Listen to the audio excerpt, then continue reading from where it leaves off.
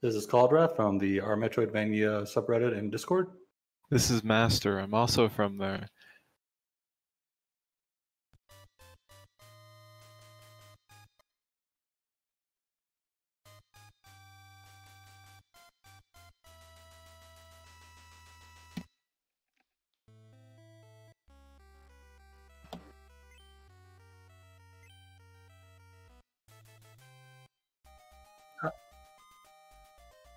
Sure. This is the NES game Battle of Olympus. It's kind of near and dear to my heart because I believe it was the first Metroidvania I had ever played. So I haven't played it in nearly 3 decades, so I was looking at it through some pretty nostalgia-colored glasses, and I got to re-experience it, whether that's a positive or negative in this case. I do not remember it being nearly as grindy as it is.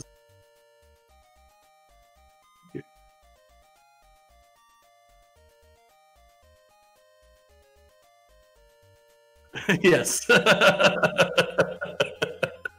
There's a lot of olive and salamander skin gathering in this.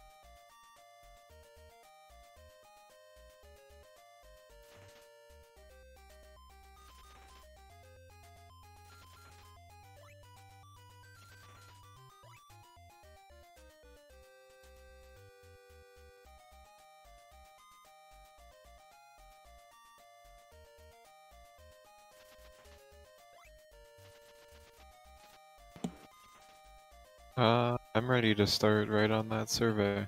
Yep.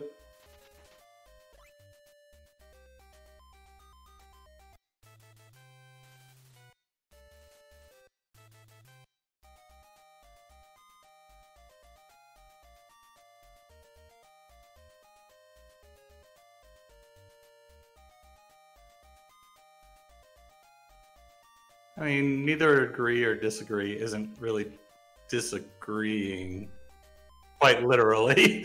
I think that was more no comment. I can hear Q. I don't know. Oh yeah, I'm in the Discord. Wait, nobody else can hear Q really in the stream? Oh my god.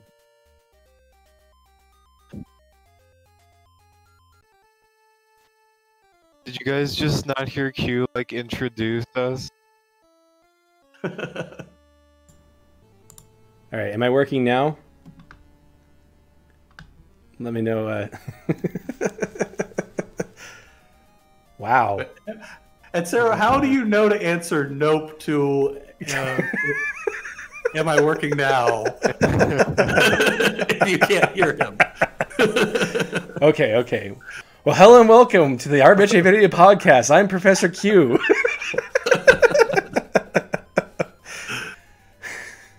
All right, so nobody heard my story, so there's like this huge silence, and then the reaction of like, oh yeah, we don't care about that story anyway. So we'll call that an automatic cut. I think the world map on this game is kind of cool. Yeah. Anyway, so you guys are responding. Let's just move on to the next question. We did the last question last time, so we'll move on from there. So the next question on the survey was, ability upgrades that are only used once or twice for progression are no different than keys. I think this is another bad question. There's a lot of bad questions in this survey, but what do we think of this question? Besides evaluating the how good the question is, what do you think of your answer for the question? Well, I would have to agree with the sentiment of the question, even if it is a bad question. I think it's possible for something to be an ability that's only used once or twice. It's probably not a very good ability, and it's highly unlikely.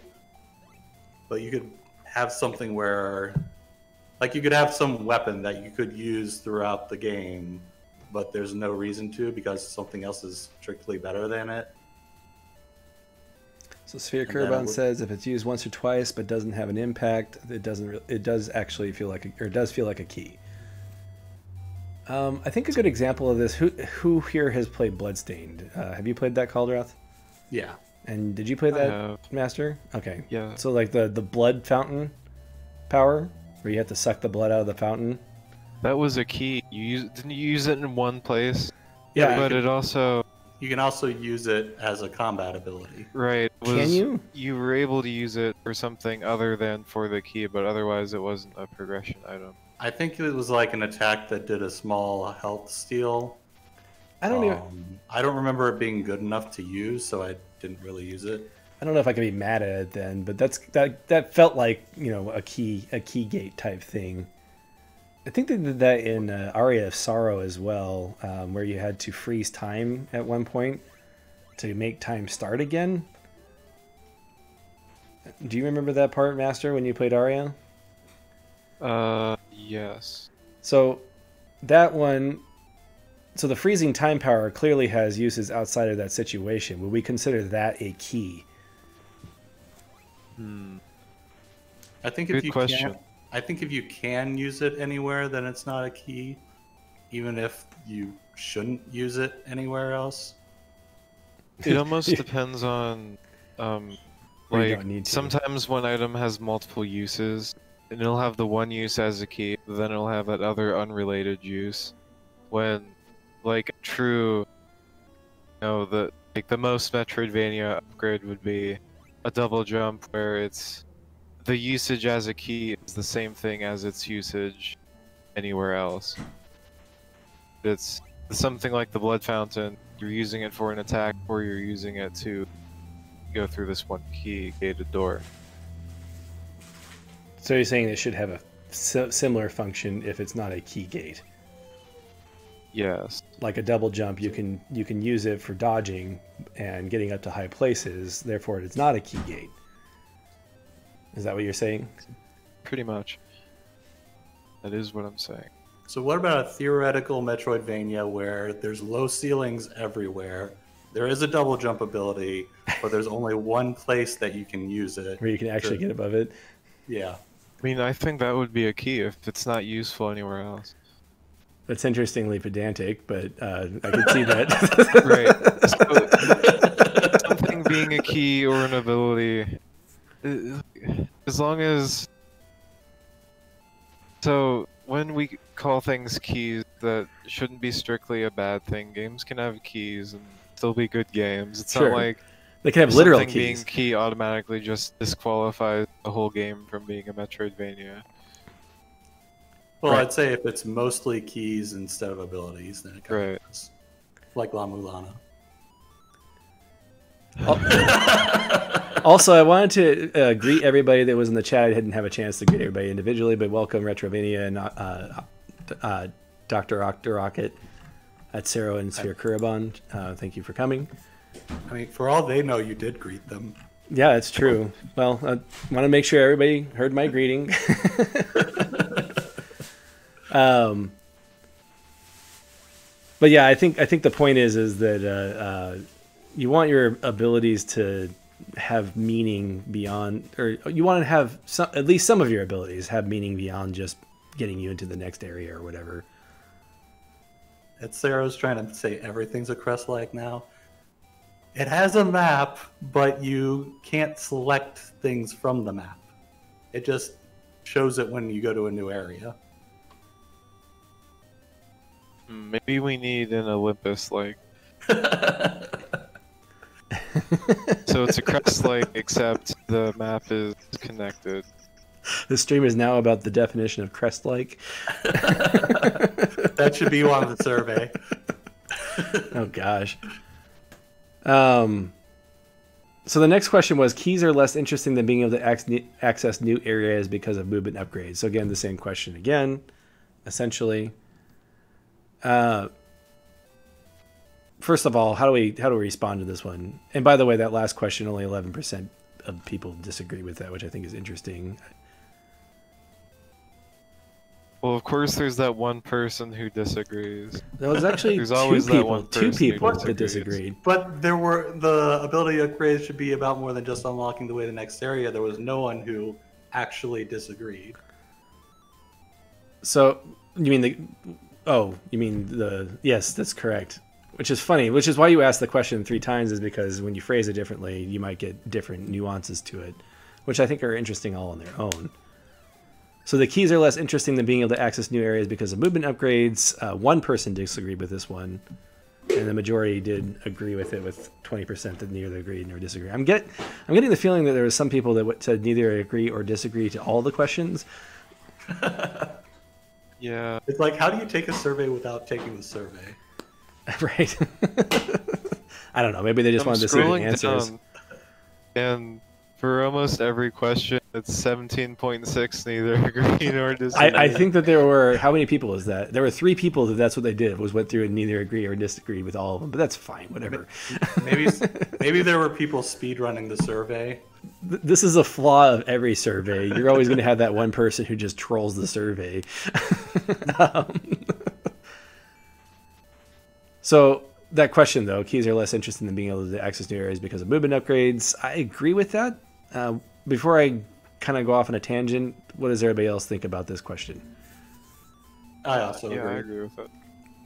Okay, so we're all preaching to the choir here. So I actually wanted to play devil's advocate and see why maybe somebody would say disagree. If it's an ability upgrade, or going back to the last question, if it's no different, or the question about it being no different in keys, is the blood power, like assume that's the only use of the blood power, is that still more interesting than being a key? Like a literal key? Yeah, I think it's more interesting when, like, the environment actually is affected instead of just like a door opening.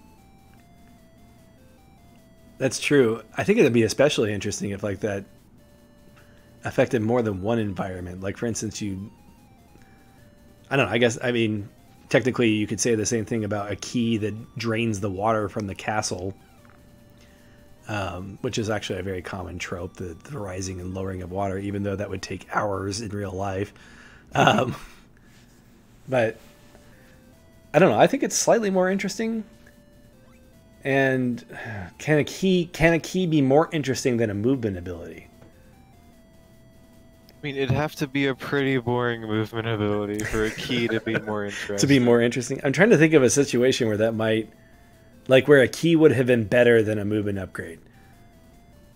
Well, okay, if a particular movement upgrade is just terrible to use, or if it otherwise, like you have to use it to open this one door, but then use it elsewhere is a detriment, then you could say that, oh, you would just rather have a key. So like something that hurts you when you're not using it as for its key function or something.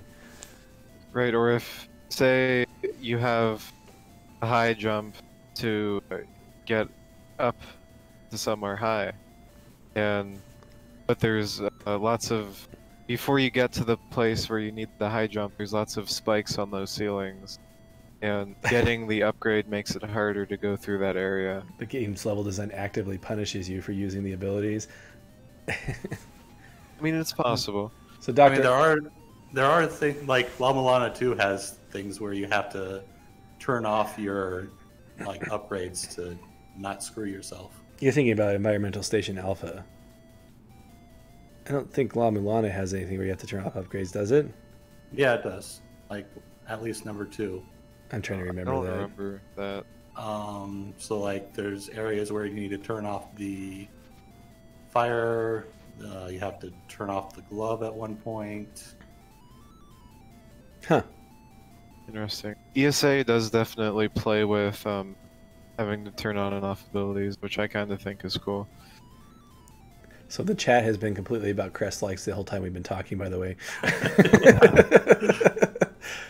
Retrovania and Dr. Octorocket did comment on the key getting thing, but Order of Ecclesia is apparently a crest like, which I can see that, sort of. We'll have to upload the chat as a separate video. Have a robot voice read it off. Let's see. Well, let's go ahead and move on from this topic. Let's go on to this topic because it is actually related to crest likes. The question is, the statement is, Metroidvania games should never have level select screens. And this is actually pretty evenly split as far as the responses go.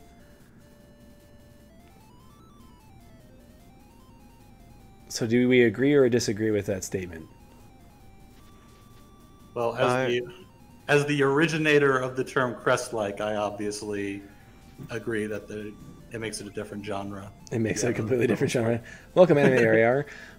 I also agree. Of course I'm going to disagree. Of course. I've always argued that, okay, so how is fast travel different from a level select?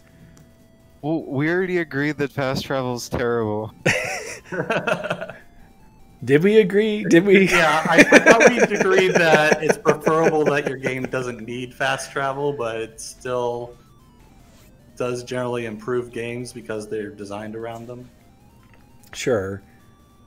You're right, though. At some point, the difference between something fast travel and a level select, one of them is just integrated into the game and one of them isn't. So I'm going to bring up another example. One of the advantages of having a Metroidvania world is it makes it a little bit more immersive because everything is interconnected and therefore it's more organic moving from one place to another.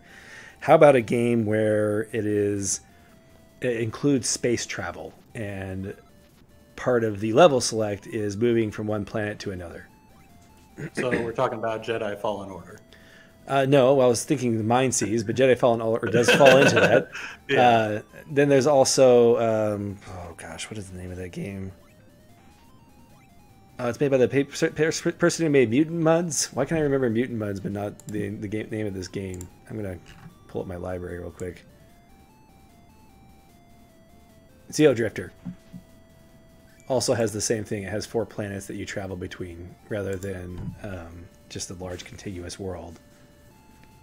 Oh, Dr. Octorocket found it out before I found it. Nice. So I don't think that having a level select screen necessarily makes it doesn't disqualify a Metroidvania completely, but I think it's one of the, you know, it's up there in terms of things that make a Metroidvania less of a Metroidvania. So is Cave Story a Metroidvania? Did we bring this up the first stream? I can't remember. So anyway, more people agree than disagree with this question. A little bit more than half agreed, and then 20% neither agreed nor disagreed, and about a little bit more than about a third either disagreed or strongly disagreed with that.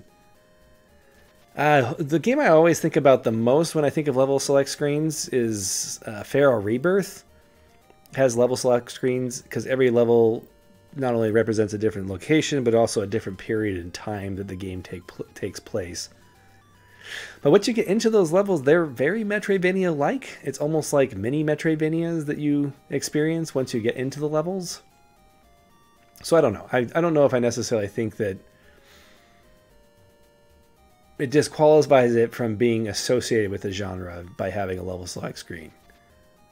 I'm willing to drop the how Metroidvania is it fitness score down to medium fit from high fit for that reason, but I don't think it's a complete disqualifier personally.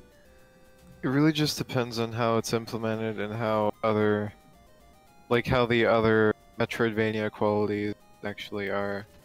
Sure. Because, you know, Metroidvania is a combination of different things, and not having one of those things doesn't necessarily mean it's not a Metroidvania or not a good Metroidvania. So Potato Hands, and welcome Potato Hands, says there are also level-based games where each level is a mini Metroidvania. That's another thing to bring up, is what if it's completely linear each level, but each level functions essentially like a Metroidvania. Does that BioShock? Yeah, I mean BioShock is a thought, and I guess that does have ability gating. I was actually talking about this with Retro on his stream the other day. There was the Super Metroid mod I played called Super Metroid Ascent, and it's broken up into 3 distinct areas that are basically mini Metroidvanias. Once you progress from one, you can't return to it. They each have their own like progression counters and everything. It's kind of interesting. Which game was this? Super Metroid Ascent. Oh, okay, interesting. So Dr. Octorocket asked if MMZ is a Metroidvania. Are we talking about Mega Man Zero, or what does MMZ stand for?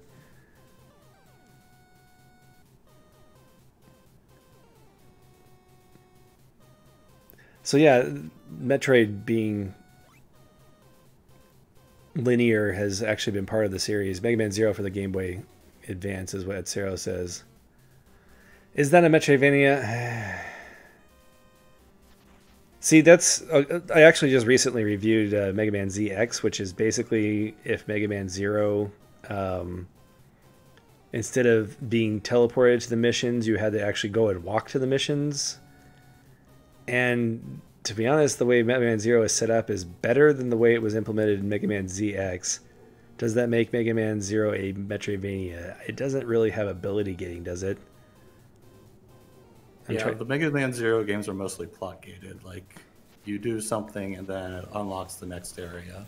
That's true of Mega Man ZX as well. However, Mega Man ZX does have a little bit of ability gating.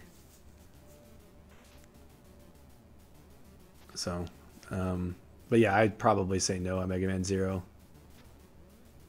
Personally, I am not the ultimate authority on the subject. Is anyone? No.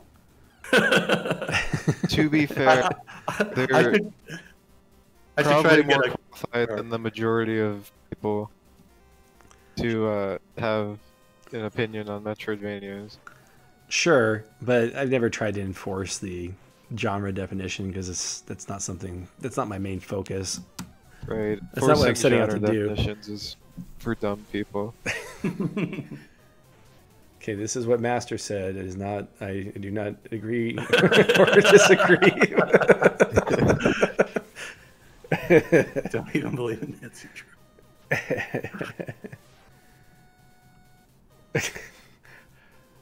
Okay, well, let's go ahead and move on to the next question before I get distracted by Nancy Dracula.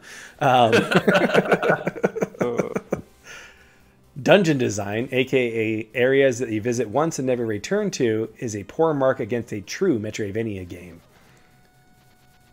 So I don't know why you put like poor mark there. I don't. Like, implying that's a bad thing. Sure, no, I should rephrase it as is a mark against it being a Metroidvania. But I don't know. I don't know how else to phrase that without making it sound like a value statement. Well, yeah, I'd agree with it. Yeah. So same reason as like I don't think the level select, like the games with level selects or Metroidvanias, like my definition has 2 components: ability gating and interconnected world. And when you do the dungeon thing, you're not doing the interconnected world anymore. So Ridley's Lair is kind of a dungeon. Yeah. I don't really see any reason of going back to the crash ship in Super Metroid. I can't remember if there's any optional upgrades that you need to get from there again. Right, these regions, I mean, except for Ridley's Lair, like the ghost ship, wreck ship, I should say, geez. It still has multiple connections, right? Right. Yeah, I mean, you could use it as a pathway back to Meridia again, so technically the ghost ship is a little bit more road-like, I guess, part of the where you could pass through, but yeah. Road-like, my favorite genre. Technically, both sides of the ghost ship are criteria, though, so it's still only connected to one area if you define it by like what the game names it. Yeah, so it's clear that it's a bit different than your usual in a Zelda game where you enter it and it has one entrance, one exit, and it's self-contained. I see your point. But I think, to be honest, the main reason that dungeons wind up getting disqualified is because no one wants to say that Zelda is a Metroidvania, and that's really what it is. Is that yeah. We're trying to exclude Zelda, but okay. How do you exclude Zelda? It's like, is it that it's not a 2D platformer, or is it the dungeon design? I do want to talk about this. To be excluded, okay? Why do we want to exclude Zelda? Like, why can't that be part of the genre? So, dungeon design does make progression different, and if it's exclusively dungeon design, then it's a lot different. It's not as satisfying to enter a dungeon and then get a tool, play around with the tool, and then you leave the dungeon, never to return. I'm trying to think if there's Zelda games. So Ocarina of Time is interesting in the sense that you can go to a few of the dungeons out of order. And getting tools from other dungeons can be helpful in the new dungeons. You can also do the Dark World of A Link to the Past in different orders. Yeah. So in a way, you have the option of getting those tools and them giving you advantages in the other dungeons, although A Link to the Past has the issue of the tools not just being useful in general, unless it's the hookshot. Yeah. So yeah, in Link to the Past, you sort of need backtracking, is what Metroidvania says. And yeah, in the world map, it's kind of Metroidvania-like. In fact, that would be probably the part that makes it the most Metroidvania-like. Funny enough, when I talk to people and like, what do you count, what do you not count? A lot of people are willing to count Zelda 2. And I think it kind of also boils down to the platformer aspect.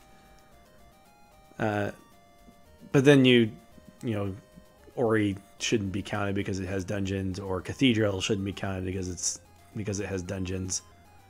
So it can't just be platforming. Right. So is your argument that dungeons are good Metroidvania design? Because I know you gave Cathedral a medium fit, and that's a good example of a Metroidvania that has dungeon design. Sure, and I gave it a medium fit because the dungeons are something that people use as an argument against it. And that's the other factor is that whenever we're talking about Metroidvania definitions, we're not necessarily talking about quality, but whether or not it fits in the genre.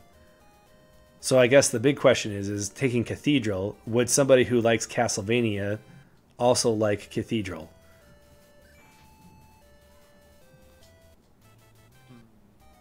Probably, but not necessarily somebody that likes Metroid. Yeah, well, I think it's somewhere in between Castlevania and Metroid, to be honest.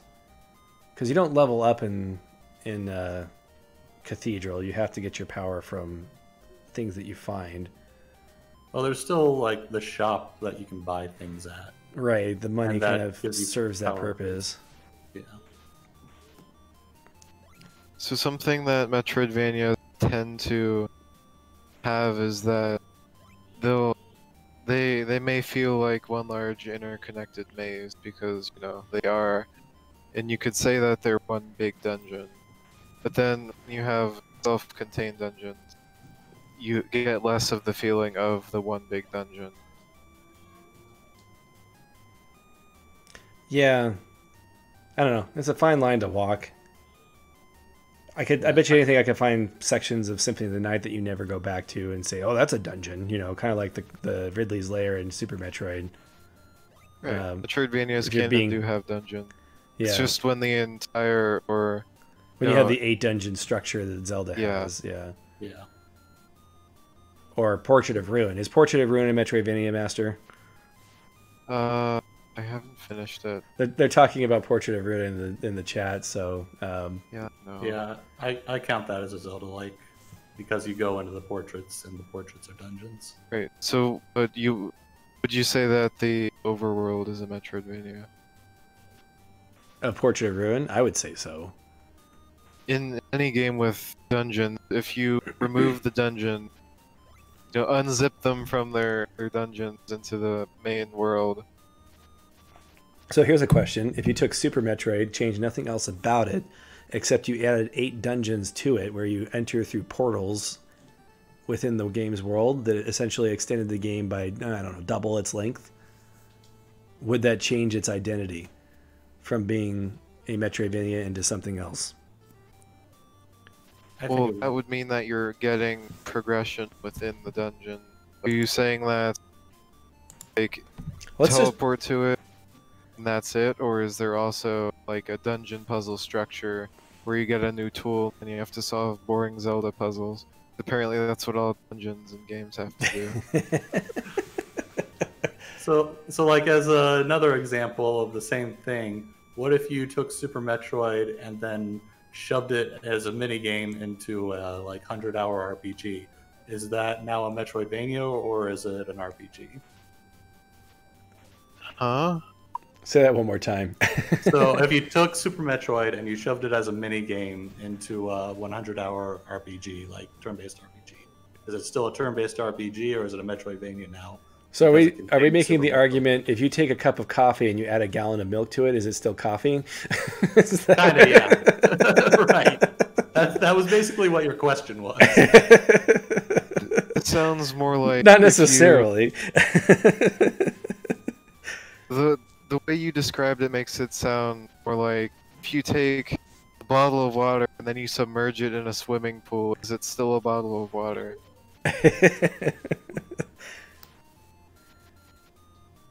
Well, when you take I'm not saying that you should fundamentally change the gameplay of Metroid. Let's say that each of these dungeons have, their own challenges to it, and maybe there's puzzles. Like when you access the dungeon, you'll probably, let's say you have abilities that you would need in order to access that area in the first place, and then the dungeon just kind of expands on those abilities in ways that Metroid doesn't normally expand on those abilities. Like, for instance, there might be a dungeon that makes you strictly use the grappling hook in order to get through it, and challenges you in ways that Super Metroid does not. Iridia is basically the grapple dungeon. Sure, that's true. But it has multiple entrances, so... Yep. It does have that sort of dungeon part towards the end, where it's like a linear...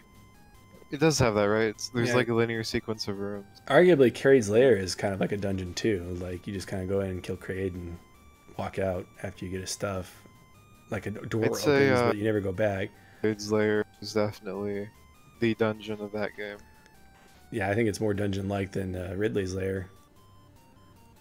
Yeah, I guess part of the question is how you define an area of a game. Like, is every single dead end in a game or a dungeon? Sure. That is the question. I think what it comes down to is if the game separates if it separates based on those region boundaries, like you're not able to enter this biome, but then once you enter it, you fully clear it, then you leave. Versus, not that. So it's based on the basically tile set? Well, usually in Metroidvania, you'll be able to explore some of like a new biome, but not all of it. You'll have to come back, and you sort of get a glimpse of that area. So I'm gonna go back that doesn't happen with dungeon design. I'm gonna go back to what I was alluding to when I brought up Cathedral. When I was talking about Cathedral, what is the point of us trying to define this?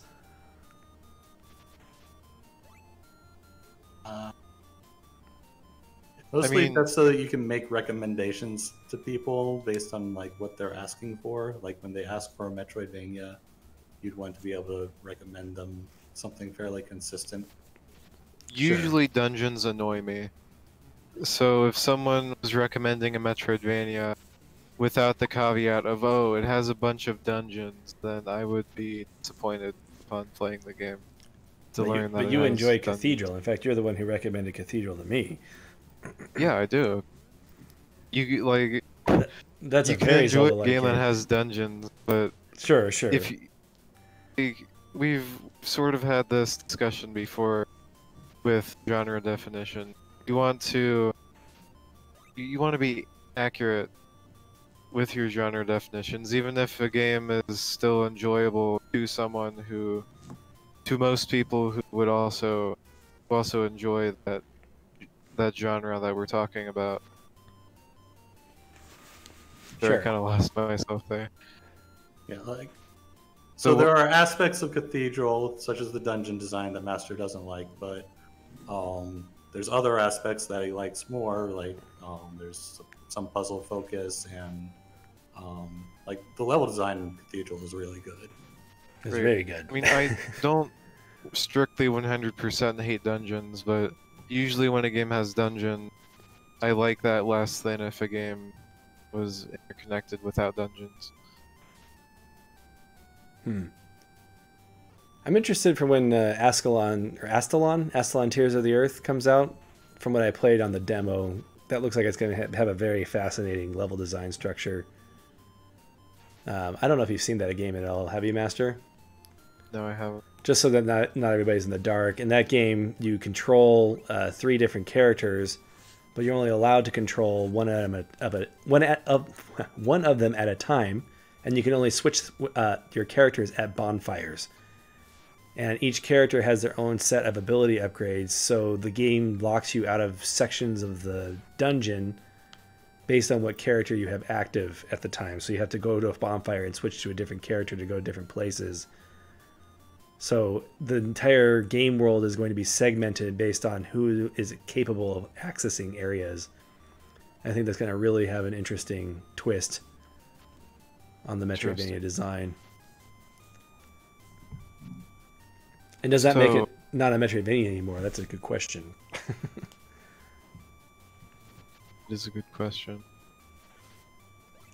And so, go ahead. Go on. That's why I give Cathedral a medium fit, not because I think that Castlevania fans will like it. I think Metroid fans will like it, but it's different enough that, you know, I bring it down a notch from the comparison. That's all. Right. At some point, dungeon is such a vague term. Like, you can apply it to a lot of games that you might not initially say have dungeon design, if they just happen to be games with distinct biomes. But like, when I say I don't like dungeons, I'm thinking of specifically the Zelda dungeon format. I don't hate the format. It's just it's to me it's a less satisfying progression than a Metroidvania. That's why I distinguish them. I believe you guys agree. Sure. No, I think so. I'm curious whether or not you'd like Link's Awakening, or I don't know which Zelda games you've played, but... And this is one of those... Oh, you don't like Menudo? You just haven't had it prepared right. Situations, but I kind of wondered if there's a Zelda game out there that you would appreciate. I mean, I do like Zelda games. Sure. I don't hate Zelda just because it has dungeons. I just... Comparatively, I hate Zelda dungeons. Like, when I'm playing a Zelda game and I'm in a dungeon, I'm not just seething in anger the whole time, trying to get out of the dungeon. Friggin' dungeon! I'm just maybe, you know, either apathetic or mildly disappointed. What about when you're in a dungeon in Ori? I'd be angry, but not because it's the dungeon, because it's Ori. Link's Awakening is my favorite 2D Zelda as well, Dr. Octorocket. If you count the top-down games as 2D and not the Zelda 2 style. Semantics. That's what we talk about half the time, isn't it? Yeah, so one question is like, what is the goal of this survey? Are you trying to determine what kind of games people like, or like, is it necessary to try to nail down what they think is a Metroidvania? That's another aspect of the survey that I think I need to iron out. The goal was originally to be like a personality test to see what kind of games you would like. And, you know, honestly, this question does give me information. Like if I took this survey from somebody and saw them, you know, agree or disagree to this question, if I had worded it better, it does tell me that maybe Cathedral might not be the best fit for them. The survey is ongoing, Dr. Octorocket, so if you wanted to take it, it's a bad survey. Like I said in the last stream, I made it in about 2 hours, possibly. Just kind of wrote it out. And it's a first draft, so there are definitely a lot of things that need to be changed about it. But like, I, for example, don't or think that dungeons are disqualifying for something being a Metroidvania, but I still enjoy Zelda games. Sure. Right. There is that thin line between, you know, dungeon and not dungeon, but I think you could also say it's one of those things where you know it if you see it. Sure. Where it's not necessarily that it is or isn't a dungeon, but more of just how aggressively dungeony it is. Right, like Kraid and Ridley don't feel like dungeons.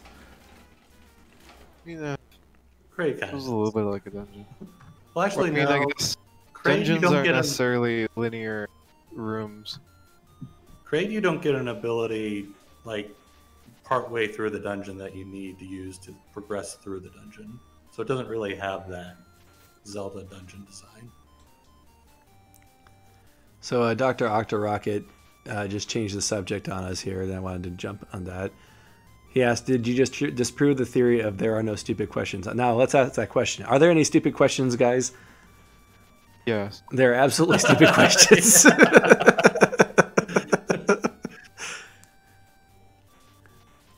That doesn't necessarily mean you shouldn't ask them.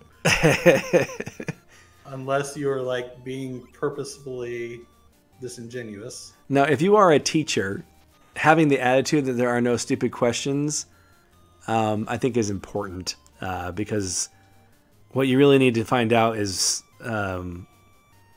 where the issue is that they're having, even if their question isn't good enough to elicit the answer they're actually looking for. And sometimes you need to know if your students are stupid. That's also true.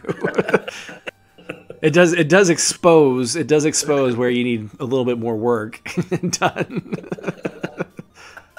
Yeah. But if you are the teacher and you are asking the question, then absolutely there are stupid questions you can ask. But students asking the teacher should have the attitude that there are no stupid questions. Anyway, a little bit of a tangent. We should move on, but before we do, I just want to say, like, I'm not necessarily just trying to gatekeep Metroidvanias by focusing on dungeon design. It's all semantics. Let's talk about gatekeeping. Get down to it. Let's Doesn't talk really about matter. gatekeeping. For the sake of the argument. Is gatekeeping actually a thing, or is anybody gatekeeping when they're trying to nail down the definition of Metroidvania?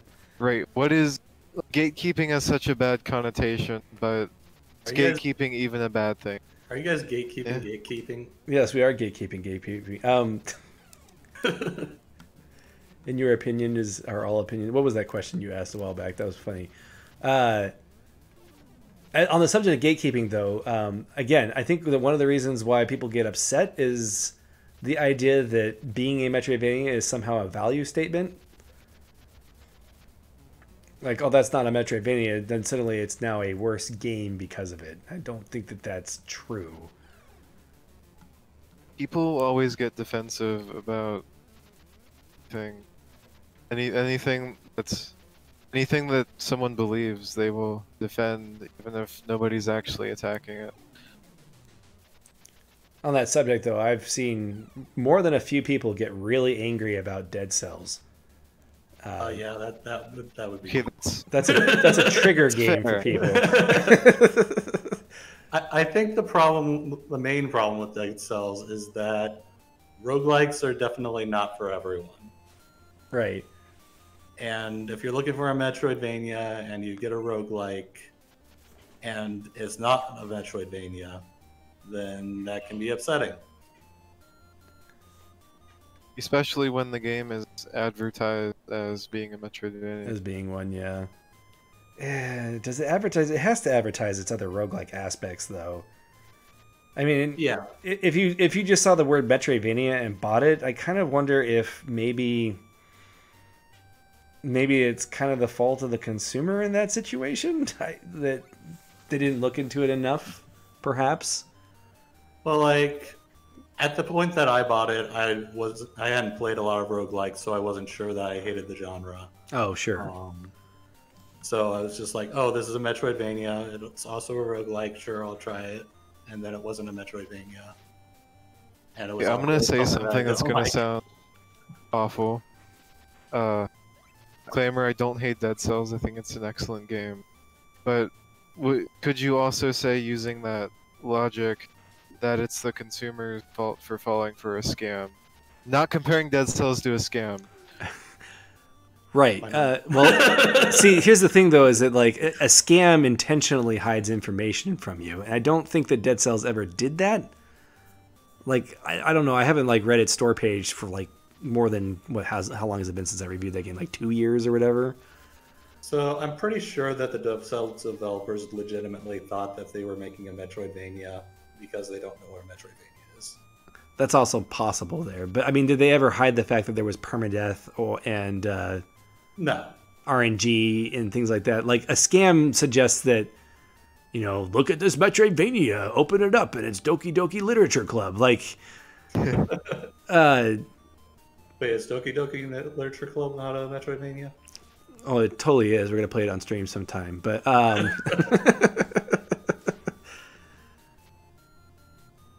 let's see. Sphere Kerbon There are says people out there who they want me to play games that aren't Metroidvanias after convincing me that they are Metroidvanias. People are trying to make me hate Metroidvanias. by trying to convince you games that aren't Metroidvanias are, or wait, one more time. Sorry. Making a dumb joke. Oh. Not the best at that. Yeah, there's people out there who are just trying to fool me into playing games that aren't Metroidvania. Oh, I do get that a little bit on my side, because they're like, we want you to review this. I'm like, is it a Metroidvania? And they're like, yes. Like, I do keep telling you to play Llama Lana too. I have played Llama Lana 2. I want to establish that before people think that Calderoth is talking to me.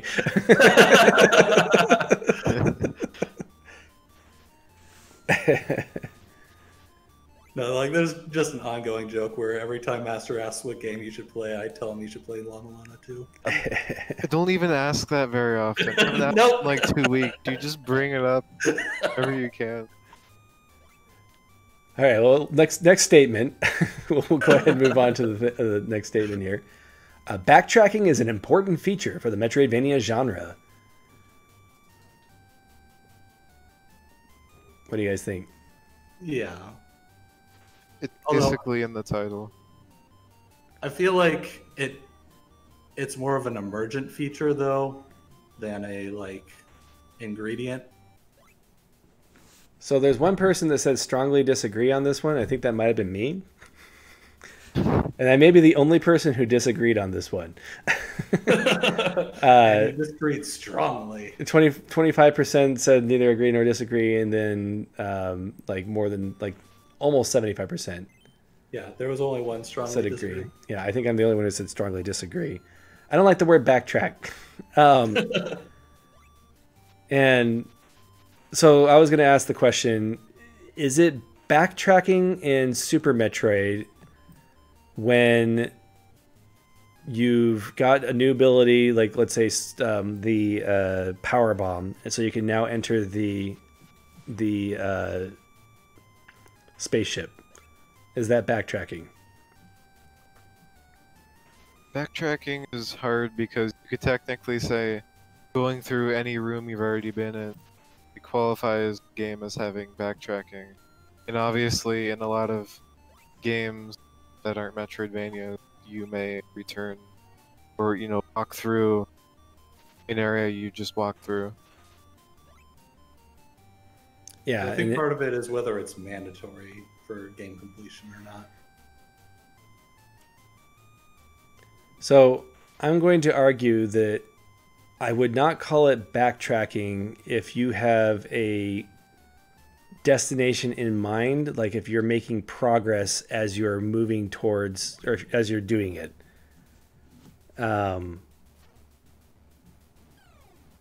It's backtracking if you're essentially repeating the same content but backwards, which can happen in a Metroidvania game. But I think that if a Metroidvania game is done well, you'll have powers that recontextualize the old area to make it so like it's a new area as you're doing it. I think that backtracking can happen as a result of exploration, but if a Metroidvania is well designed, then there shouldn't be any mandatory backtracking, is my feeling on it. I don't know if that makes sense, and I know it's kind of a semantic thing. Also, another key word in this statement is the word feature.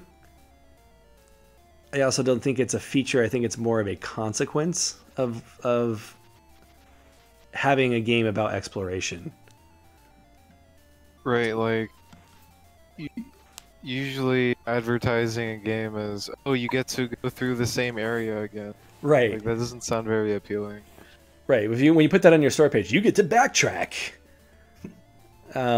Metal Gear Solid has a part where you do that, where you go all the way to the end of basically the end of the game, and then you're like, oh no, I need a sniper rifle because my friend got shot.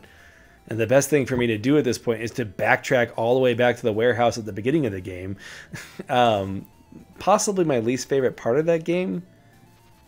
And it's like they're retreading content at that point, and I don't think that Metroidvania games should retread content. Not without recontextualizing it. That's true. Though also, if you're exploring... So when you're exploring an area, and you're going through various dead ends, and then maybe you come back later and explore new paths, is that backtracking? Like having left and then come back to the area, or whatever it means. So I think another good example is the hub world in Hollow Knight, the Crossroads. You kind of cross through that, that's why it's called Crossroads, a lot in that game. But usually it's because you're like zigzagging to like the opposite corner of it to go down a different pathway. And I'm going to argue that that's not backtracking. It's like a turnabout, where you have different spokes that you can go off, roads that you can go off the turnabout. I don't think that using the turnabout is necessarily that you're going back the way you came, I guess. I get what you're saying. It does seem like you're kind of like redefining what backtracking means to be something different than what most people would use that definition for.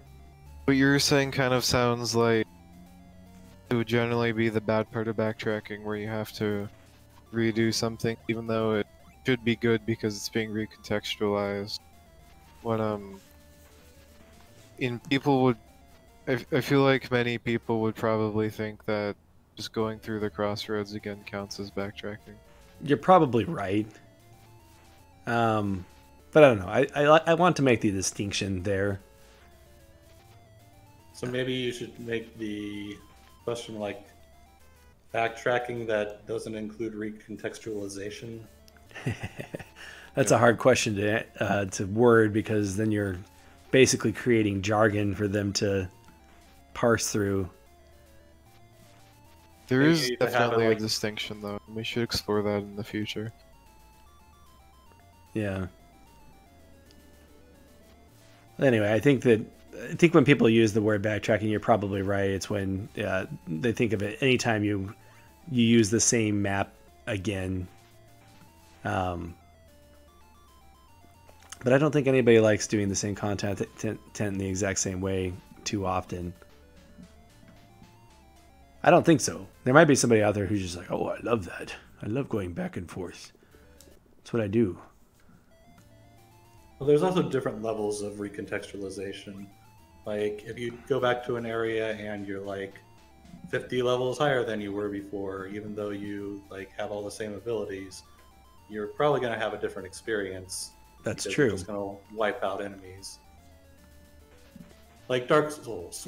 You don't have any different abilities really, but you're generally like way higher level when you go back to certain areas sometimes. Right, but if you're level 50 and you're in the first area in a Castlevania game, and then later you're in the same area but you're level 100 and you're already one-shotting all the enemies, it's not any different.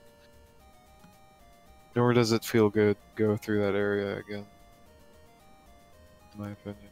I think it should be fun to go back to old areas. I played a few Metroidvania games where it's like, oh, I got a new ability, but do I have to go all the way back there to use it? And a lot of times they'll put like one or two secrets that you like. One of the things that really irks me is when you have that secret hidden in the dungeon that the only reason why you couldn't have gotten it the first time is because you didn't have the ability at that time, and the only reason for going back there is to get that one secret. Unless it's like fun to go back into that dungeon, it doesn't make sense to me to do it that way. Yeah, I remember in the Messenger, there were a lot of times that I'd like look at the map and be like, okay, that's where I need to go. I do not want to go through all that stuff again just to go there. The Messenger was terrible with the backtracking because it was, you know, the map you've already been through, which was, you know, a linear challenge, and now you just have to go through that like 6 times. Especially that first area in the game where you have to later backtrack through this large portion of one of the levels several times. So I agree with your assessment of that level design. I did have fun with the Messenger though, because I did learn how to use the grappling hook to kind of just fly through places, and it was kind of fun to be able to have the opportunity to do that. So some of those levels that you'd gone through before, you didn't have the grappling hook at the time, or I think it was called the hook shot or something like that. So I was annoyed by it at first, but then I started developing speedrun tactics that kind of made it fun to do. And that was my experience with it. Not to invalidate your experience with it, because I definitely agree if you're trying to do things conventionally, it does get a little bit old. I mostly just remember feeling this way with this one specific long segment of like the forest level, because there wasn't really a good way to make it faster. You just had to go through the same jumps, and then you go to the place you want and you have to go back through the level back to the teleport. Yeah, I felt like the optimization isn't really that interesting in the Messenger, because pretty much all the abilities can only work on certain pieces of the environment. So it's basically like it's all pre-scripted for you. I'll have to play the game again. Actually, that's a very good stream game. I may stream that in the future, but anyway, the different. Please don't. Why not? You don't want to hear me reading paragraphs of text from the shopkeeper? Okay, I would like to hear that. That is going That's to be like just the 90% of the stream. That's just the entire stream, is you just have like the script for the shopkeeper and you just read it. There's no way I would stream that game without doing the shopkeeper. Well, I probably should rehearse beforehand, because I tend to stumble over myself when I'm reading out loud. Sometimes. Anyway. Do you think we've covered backtracking sufficiently? I was actually just about to move on. Replayability is important to the genre, is the next statement. Agree or disagree? I agree. So I generally don't replay games until I've like forgotten almost everything I can about them. so it's not really that important for me personally. Great. I believe that just in general, games should be somewhat replayable. You know, especially with like having speedrun strats that are fun to execute, like in Super Metroid with all the wall jumping. That's that makes a game better. Yeah, I would say that it makes the game better. It's just like, for me personally, I don't really. There's too many games to play that I don't really. I try to avoid replaying the same one. So most people in the chat look like they disagree. Dr. Octorocket says not required for the genre, but important. And then Sphere Kurbon says replayability is key. If it's not replayable, that they usually forget about it or doesn't make their favorite list. I think replayability is a strong feature. Is it required? Does it make it more of a Metroidvania because it's more replayable? I don't know about that one. Yeah, I mean, well, we're not trying to define the genre. We're just trying to define whether or not a person likes replayability or whether or not that's important to them. We're asking if it's important to the Metroidvania genre specifically. Well, that is what the question. That is what the statement is. Yeah, the replayability is important to the genre. I'm going to say I don't remember what I said on this one, but I think I'm going to agree, and the reason why is because the Metroidvania genre, by nature, involves some level of choice, and that inherently invites replayability. I'm not going to say it gives strong replayability. Can't have choice. Depends on the game.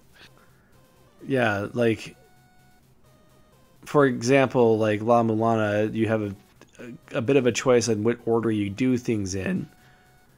That may not change the game completely, but it does give an element of differentiation on separate playthroughs. Or it has some. Go ahead. Go on.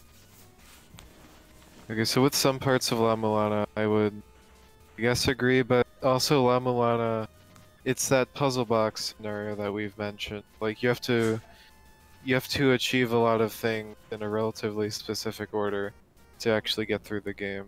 So I wouldn't really say it has a lot of choices or that it's replayable. Anytime you have a riddle-based puzzle system, like La Mulana and Batbarian, I think are very similar in a lot of ways and yet completely different. The way La Mulana is executed, there is one solution to a lot of its puzzles. Whereas Batbarian, the solution is usually either fairly obvious or fairly easy to figure out. And then the bigger factor is the execution of that solution. And Batbarian's scenario is more replayable because you don't have to rely on your degrading memory in order to enjoy it like the first time again, because you can always improve how you execute the puzzle. That speedrunning aspect that you were talking about. Right. Also, of course we have to mention sequence breaking and how that's just massively entertaining. And also, I mean, I'd say that's a pretty Metroidvania thing. Like, you don't have the option to sequence break in a lot of other genres. Right. Well, Mario has a lot of it, but yeah. Yeah, it kind of has explicit sequence breaking with the warp whistles and stuff like that. Yeah, that's existed since the first Super Mario. And then Dr. Octorocket mentions randomizers. Randomizers are immensely fun because they add new life to a Metroidvania. I think every Metroidvania should have a randomizer. That's just my. I think if you have the ability and resources to add it, then put it in your game, because that, I think, increases the value of your game quite a bit. It does. The randomizers can also be tedious if it's one of those games where it's hard to find every little secret.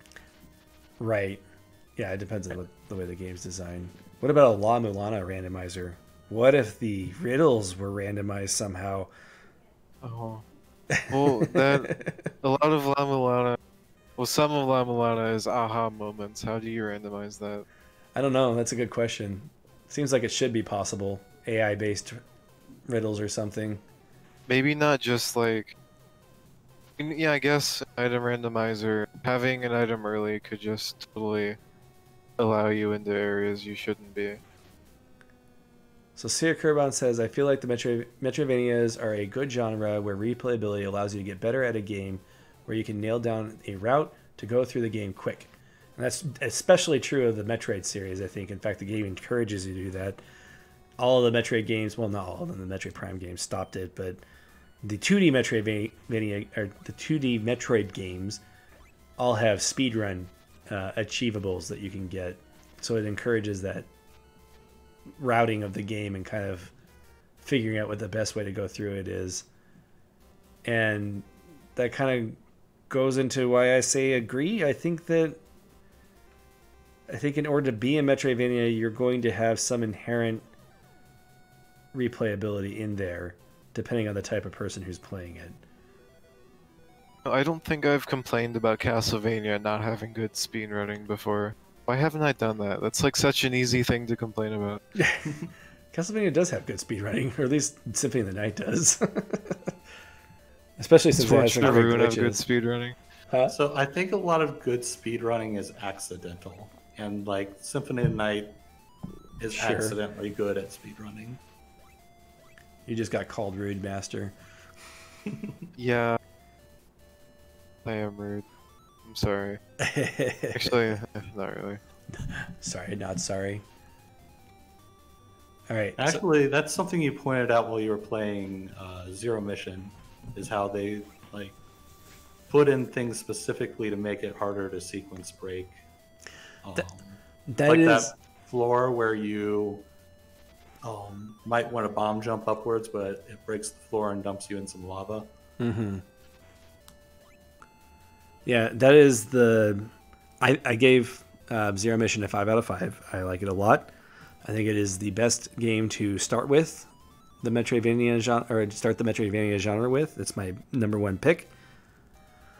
Obviously, that's not an exclusive pick. Everybody has different tastes, but the reason why I like Super Metroid more is because it holds your hand less from the beginning, and at the very least, whether intentionally or not, there are a lot more places you can go at any time. You can play the game completely different every single time. Whereas Zero Mission, up until you beat Kraid, I think it's going to look basically the same every time, for better or worse. Well, the first time you play Super Metroid, like when you don't know all the like wall jumping and bomb jumping stuff, pretty much every player's first playthrough is going to be the same order. For the most part, yeah. I still don't know where the official place you get the super bomb. Like, I don't remember where this first place you're supposed to get the super bomb. The last time I played it, I accidentally on purpose found one just somewhere else. I don't know if it was intentional or not. But that's one of the beautiful things about Super Metroid, is that you do have kind of a difference there between the players. Depending on how much they're willing to try breaking things anyway. Yeah, I feel like a lot of times when a series tries to refine itself, one of the things they do is try to lock down what the player can do, and that's usually the wrong way of going about it. Controlling the formula, yeah. Calling a Nintendo. Super Metroid they never really went back to Super Metroid after Super Metroid. I mean, they had a lot of secrets in Samus Returns, and you did have the fast travel system that let you go back to older areas, so that was kind of nice that they did that, but it's still no Super Metroid.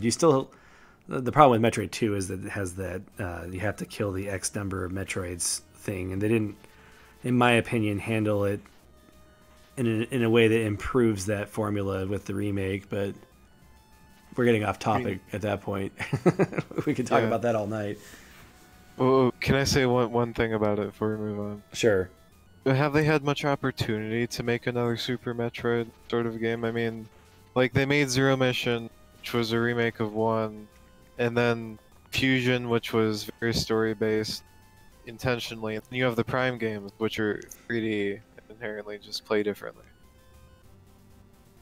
Sure. So like they haven't. I think the There closest thing haven't to Super It's Metroid not has like been there have Metroid been Prime. 20 different Metroid games, and they've all been Metroid Fusion. Yeah. So Dr. Octorocket asks if Metroid Fusion is a Metroidvania. Yeah. It is a I visual feel like novel with a Metroidvania shell. it's highly plot gated. So Yeah. I don't know. I like Fusion a lot, but I'd say it's less Metroidvania than Metroid 2 was. I'd say there's similar levels of linear. They're linear. They're not Metroidvanias in different ways. Not Metroidvanias for different reasons. Metroid 2 is my first Metroidvania-like game, so it holds a special place for me. Kind of like Battle of Olympus for Caldroth. Except I know this game's bad. Yeah, watching this gameplay is like painful. I just see you falling down pits, getting stuck in spider webs. Yep, and right now I need to get 50 olives, and every time you die, you lose half of them. Oh Why? gosh, Oh, that sounds like Simon's Quest. It's a pretty similar game to Simon's Quest. It's interesting. It's interesting what they tried, what they have tried. Super Metroid was such an accident. I think every great game is an accident. okay. We should probably move on. Sure. The next question was character builds or character options are the most important features for replayability. I would love to change this question. How would you like to change this question? Character builds or character options are the most important features for replayability in games with a heavy emphasis on RPG elements. Because like you can have games without character builds or really many options, and then the game can still be very replayable. So if the point of this test is to find out what people like in order to help them gain a recommendation, I think that the fact that this implies the inclusion of leveling is a reinforcement of the previous question that kind of asked that question more directly. But also it kind of gives you an idea of what type of leveling it is. But I mean, okay, so on the subject of replayability, we were talking about speedrunning. That's one way that you can do it. Having different choices of where you can go as replayability. But is that the type of replayability that entices you? I guess is kind of what this question is refining as far as that goes. Yeah, it's like it's hard. Like I of course I can't say that I disagree with it. I agree that character builds are good for replayability, but also I don't want character builds in every game. It's just that thing I've mentioned before, where if a game has RPG elements, it better like, do them well.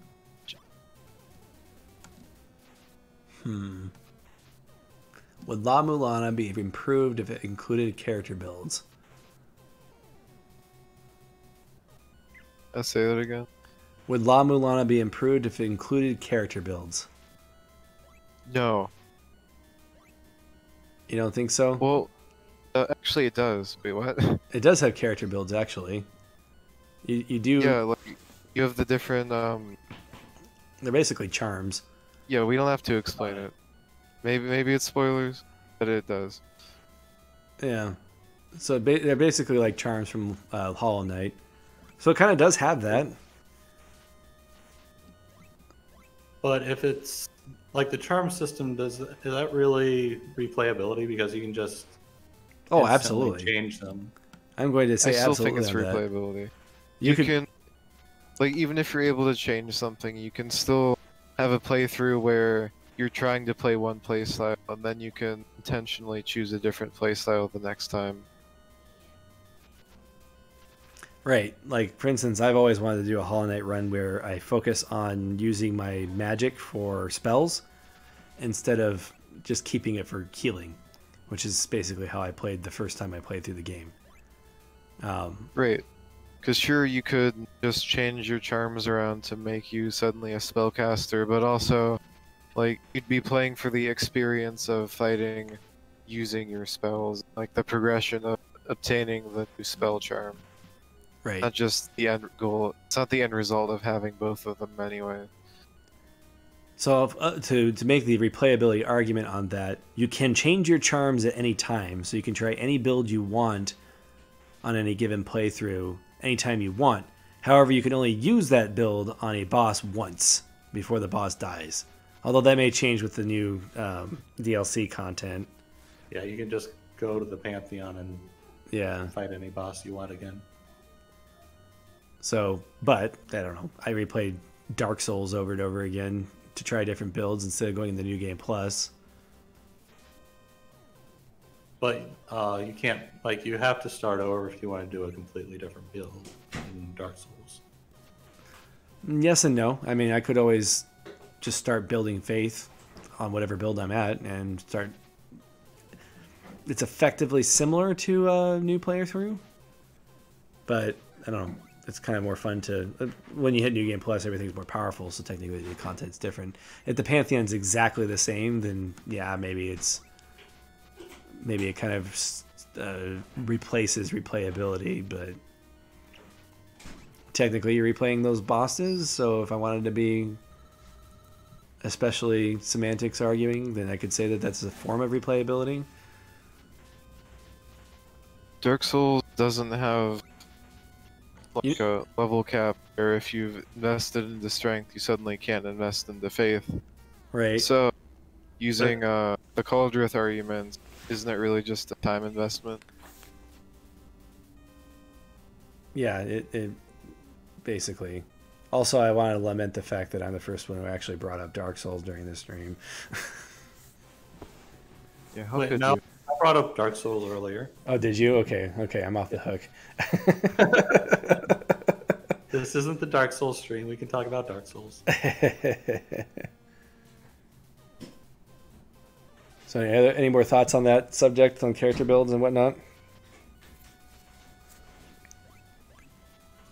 I kind of said what I had to say.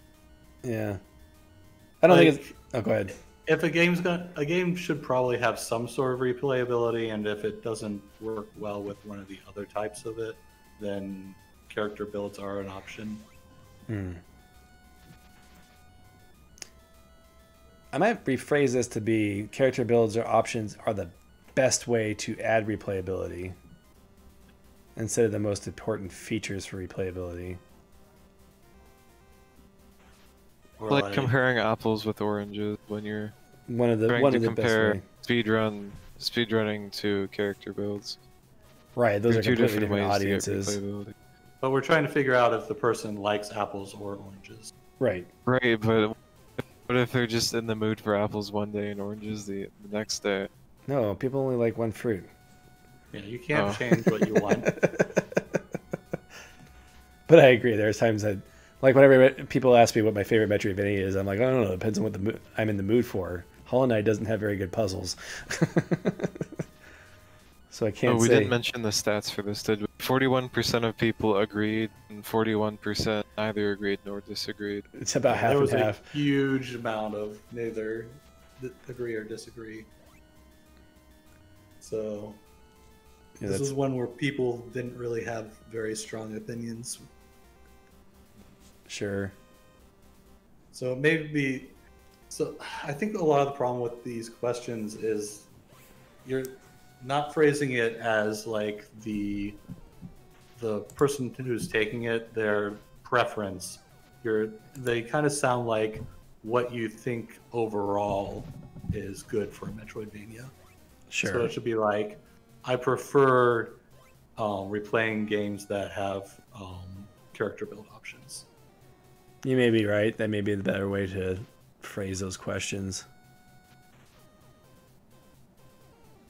So Sphere Kurbon asked, or said something interesting. He says, and honestly, I eventually just stuck with the same charms because nothing else seemed as versatile. I have a tendency to do that in games as well. I tend to go with what works, dominant strategy-wise. And it's really hard to break away from that when you're doing a second playthrough, you know? I think that there are some builds in Hollow Knight that are just better than others. Yeah, like if you're trying to do a mage playthrough, then that means that you can't really get hit a lot. Right, and the game kind of requires you to hit the enemy even when you are playing a mage because you have to get your strength back. Yeah. It's all about player skill, which we can talk about in 2 questions. So, early segue. Oh, okay, so the next question was the speedrun tactics or challenge-based rewards and the most important features for replayability. Right, we basically already answered. We basically already talked about this. About the spread. All right, so there should be there should be multiple difficulty modes to accommodate all kinds of players. Hey, hold on. We never said who agreed or disagreed. This was speedrun tactics question was very split. Oh yeah, it was very split. It was about half and half, agree and disagree. Well, 25% agree, 25% disagreed, 25% neither agreed nor disagreed. And then the remaining 25% was split evenly between those who really agreed or strongly disagreed. A very interesting split. I'm actually really surprised that as many people agreed to that as did. I don't know. At some point I'll rewrite all this to be better, and then maybe we can talk about the answers again once they're more preference-based. Yeah, not everyone likes doing speed runs. Or like... Yeah, there's a lot of people who specifically dislike games that grade them.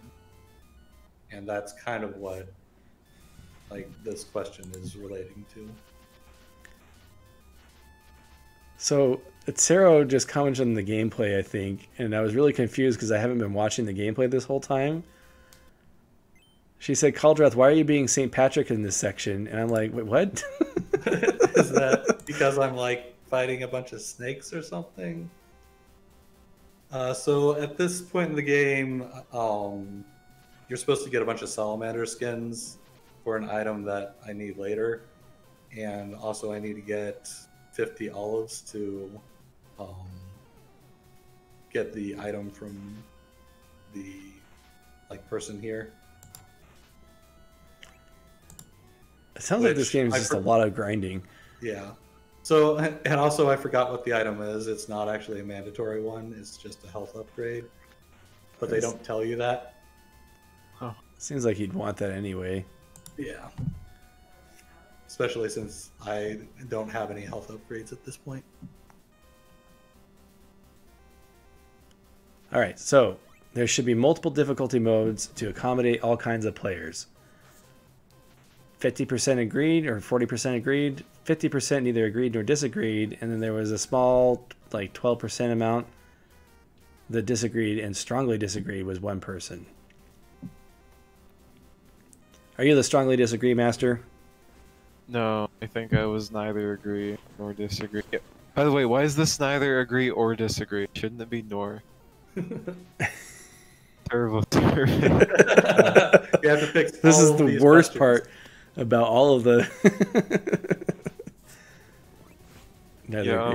it's hard for me to have an opinion on this because I believe that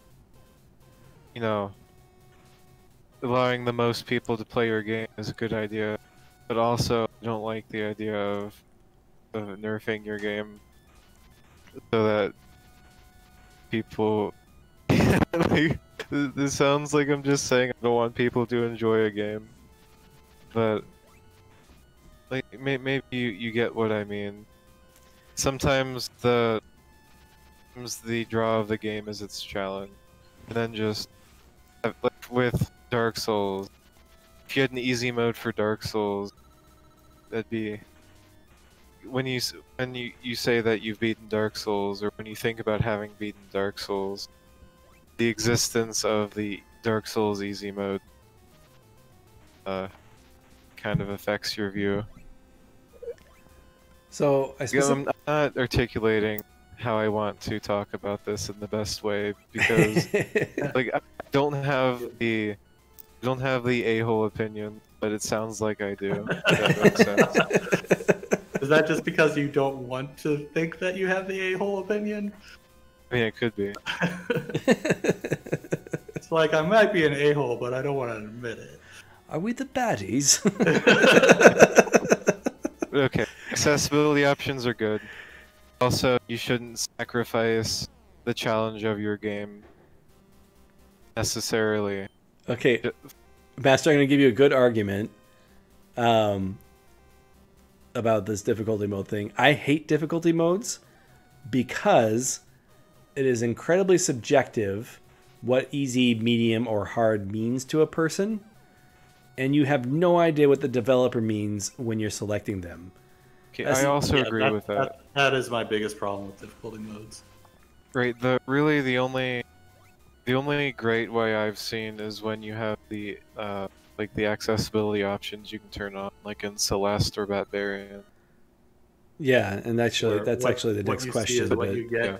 Otherwise, you should have standardized difficulty and maybe have like super hard difficulty that states that it's for masochists. How are you gonna standardize difficulty? So I think I mean is that just like don't have multiple difficulty mode.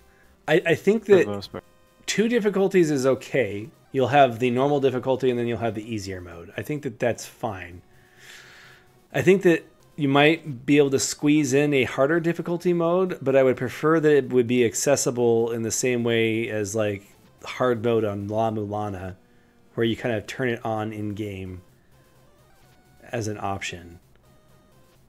Right, gameplay modifiers are just much better than difficulty modes, because you know exactly how you're making it harder with modifiers usually. Though in La Mulana hard mode you don't. So in La Mulana though, one of the advantages of doing it that way is that you have the option of experiencing the game on a difficulty mode before making a decision. Oh, do you want the game to be harder? Rather than the pop-up happening at the beginning of the game, you pick the difficulty mode and then you're stuck with it for the entire playthrough. Yeah, I really hate games that have achievements like beat this game on hard mode, because that means that you have to start at hard mode from the beginning instead of being like, I don't know what these difficulty modes are going to be like, so I'm going to pick one at basically at random, and then if it's too easy, then I bump it up. I usually play games on hard because I hate myself. I usually pick hard mode as well, unless I'm pretty, I don't know. I've gotten to the point where I can kind of, when I first started doing these reviews, I always picked hard mode, and then I got bit by that a few times. And I can kind of tell what kind of developer the developer is when I go into it now. I'm not always right, but like looking at the type of game that they've made, I can say, okay, and when this person says hard, they're talking about impossible. So I'm going to go ahead and go normal this time, But unless you played enough of these games to kind of discern that, it's not very good for the player to have to make that decision. Kind of like that game Salmaze was playing, where he was playing on brutal difficulty, and then like, this game sucks. And then the developer's like, you're not supposed to play on brutal. Yeah, why are you playing on brutal? Which is funny. I think that's a hilarious response. And honestly, the developer's reaction to that should be, maybe I should add more warning on this. Like, this is not how the game was intended to be played. Something like that. You should at the very least, on your difficulty selection screen, have like a few sentences explaining the difficulty and what choosing that means. Right, exactly. Also, it's okay if you beat a game and then it's like, oh, hard mode unlocked, and you're like, oh, so that's basically for when I'm replaying the game. Yeah, that's the other thing is like, is there anybody here who's like replayed the game right away after unlocking the hard mode? Like, I personally don't really feel up to it, especially when it's not usually that different. And it's also like sometimes if there's a new game plus, it's like, so is this the hard game mode designed around you playing it on New Game Plus, so you have all your like upgrades already? It depends on the game.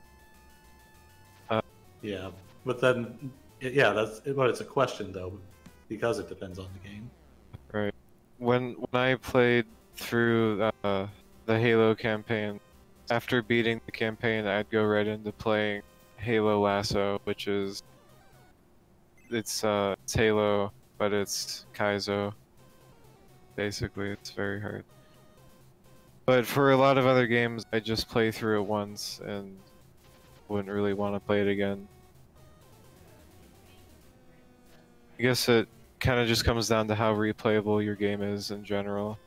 Sure. If you're more of a sandboxy type of game, then it's easier to replay it. Kind of off topic, but the only extra character mode in a Castlevania game that I've ever played was Julius mode in Dawn of Sorrow. Every other time it's like, okay, well, I guess we just play the game where you have multiple tool sets with a character that has only one tool set. That seems like a lot of fun. Usually not the case for me. Yeah, usually there's no like ability upgrade, so it's just like, would you like to play a non-Metroidvania in this Metroidvania? Right. Right, exactly. Why would I want to play the same game again when I can play a slightly less of the same game? To go That's further the on a next tangent. Castlevania game. Go further on a tangent. I think it was Matt Patton on one of his film theory videos. But he made a comment that I thought was really interesting about why video game movies are always terrible. And he's like, because you're taking a superior medium and you're removing the superiority from that medium. Like, the interactivity of video games is inherently more interesting than just watching a movie. And when you take that interactivity away, then you're kind of automatically making it worse. I disagree with that. It's all about plot. It was an interesting observation. But you say that it's all about plot, but I think that any plot could be made more interesting with interactivity. Not to say that a movie can't still be interactive if it's done well. Right. If Inception was a game based around QuickTime events, would that be an enjoyable experience for you? Okay, well, I'm not saying that any interactivity is always going to be better. Or did I say that? Let me correct myself. That's not what I meant. Is this a no true interactivity argument? What's that? A no true interactivity argument? No. What do you mean? Like a no true Scotsman? Oh, sure. Sure. No, I phrased that wrong, and I would like to correct myself. I think that interactivity can, if done right, make anything more interesting. But obviously, defining interactivity as anything that a person does, clearly there are things that you can make a person do that will make any experience worse. I think you already kind of said that. I just wasn't paying attention. Maybe, I'm very I don't tired know. if you couldn't tell. So the next question was, assist options can only improve a game. Yeah, I'd agree with that. So more than half the people said neither agree nor disagree. Define assist options. That's my response. Are we talking about Marvel vs. Capcom 2? No, we're talking about Metal Gear Solid 5, where if you die like, twice, just the game tells you to wear a chicken suit. That's awesome. That is really funny. Metal Gear Solid has some funny easy mode stuff. No, I'm talking about like Celeste, where you can kind of adjust the physics of the game to make it easier on yourself if you want. Right. Assist options. I bet people were thinking of that when they were thinking of assist options, though. Yeah, like, that's the difficulty jargon problem. modifiers we were talking about. I guess the assist modifiers aren't that common in games. No, they're not. I really like them when they have them, though. Yeah, they're nice. I mean, I don't use them all the time, but there have been times I have used them. It's the best way to make a game easier. Yeah, let them choose what parts they want to adjust. And sometimes it's kind of an acknowledgement of what parts of the game are... Okay, so here's a question. Did you ever play with any of the assist options in Batbarian? No. Although you understand the temptation to use the slow down time assist option, right? Yeah, that's like almost something that should have just been in the game already. You think so? That was kind of what I was getting at. Was it may show that the developer is admitting a potential weakness in the game design. On that same token, though, there is a certain frenetic satisfaction that comes from doing it the normal way, or should I say the non-assist option way. I agree. That's why, I never really thought about using it. I wanted to experience the game at its intended difficulty. Right, the intended way, so to speak. But on that same token, I think that that slowing down time thing can make the game more enjoyable for a lot of people. So that's kind of one of those. That's a really good example. It straight up makes the game easier to have that slow down time option. If they didn't have that, I feel like the #1 review complaint would be that throwing stuff is too hard. Oh, that's still a big complaint that people have, though. Even though the assist options exist, there are people who 100% will refuse to use them under any circumstance. Right, but still, as a developer, you can say, but look, we have this assist option. It's you can do it. Right. Just do it. Yeah, I literally saw a response where they said that we literally put that, or took time to program that into the game. Was a good point. But it's all about dressing, I guess. I don't know how else they could address that up. The problem with assist is that it makes it sound like the big brother coming in and playing for you, helping situation. Yeah, I think that you need to try to determine what the optimal experience is. And if the optimal experience is having the slow down, then that's what you should have as the default. The problem with that is that it's really very subjective. Some people might prefer it one way and others might prefer it the other. So the big question is if the slowdown was the default setting and you had the option to turn it off, would you have done that, Master? I don't know. If the game presented it in a way that was like, oh, you think you're so tough, well, turn off our aim assist and see how you like it. If the game like, challenged yeah, you? bring it on. But if it was like something buried in the settings, I wouldn't touch it. Yeah. So the example I'm thinking of, where it's like the reverse is, did either of you play Bayonetta? No. I briefly played some of the demos, but anyway, what were you saying? Oh, you mean like the checkpoints in the middle of the bosses, or? No, so there's this thing called witch time, where when you dodge and time it right, then it gives you like a slowdown time effect, and it's easier to combo enemies during it and stuff like that. So by default, that's the way the game works. But when you go to hard mode, it deactivates witch time. That's so interesting. So the default is the experience where you have witch time, and it's a pretty enjoyable experience. And then you go to hard mode, and they take it away from you because it makes the game more difficult to do that. They should turn that on for Smash Brothers. You haven't played Smash Brothers. The silence tells me that I'm aware of the witch. I'm not even sure how that would work. Where it's like a specific that would be like a character-specific nerf. Something, yeah. She needed to be nerfed in Smash 4. Well, yeah. So Etzero is surprised by the fact that you can turn upside down. Oh yeah. Yeah, they did that all the way back in Battle of Olympus. You can jump on the ceiling. Imagine if they just had jumping on the ceiling instead of the whole thing in Symphony of the Night. Oh, that's how Bloodstain works. Spoiler alert. Of course, they had the trailer that spoiled that, so... Yeah. Did they really steal it? That's I don't know. Yep, they clearly stole it from Battle of Olympus.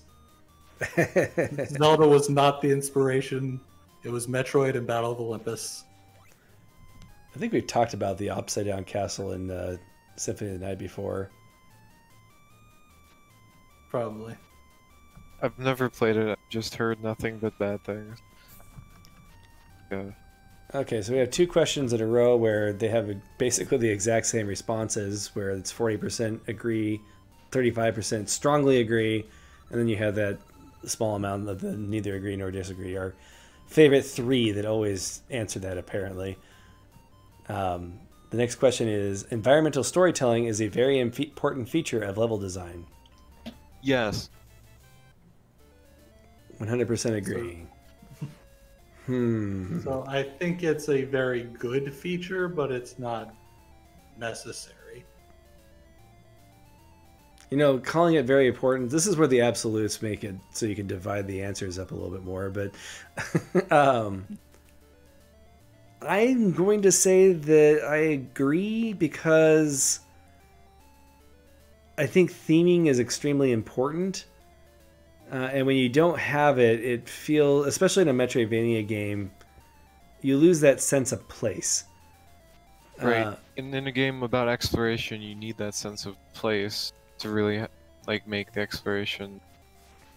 Right. We were talking about some of the issues with the original Metroid, how they kind of copy and pasted a lot of areas, and the textures make areas look very samey. Especially when you don't have a map, it makes it really difficult to figure out. Like, it makes it really easy to get lost for the wrong reasons, I guess, is what I'm trying to say. That's a little bit different from environmental storytelling, I guess.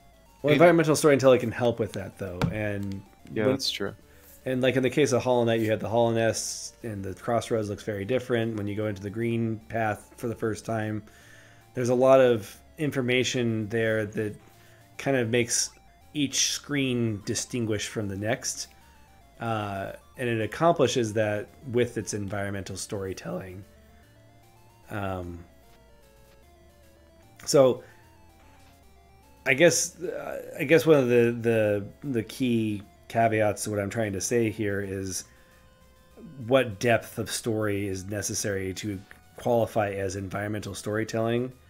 And I'm basically saying anything with theming tells a story whether you like it or not.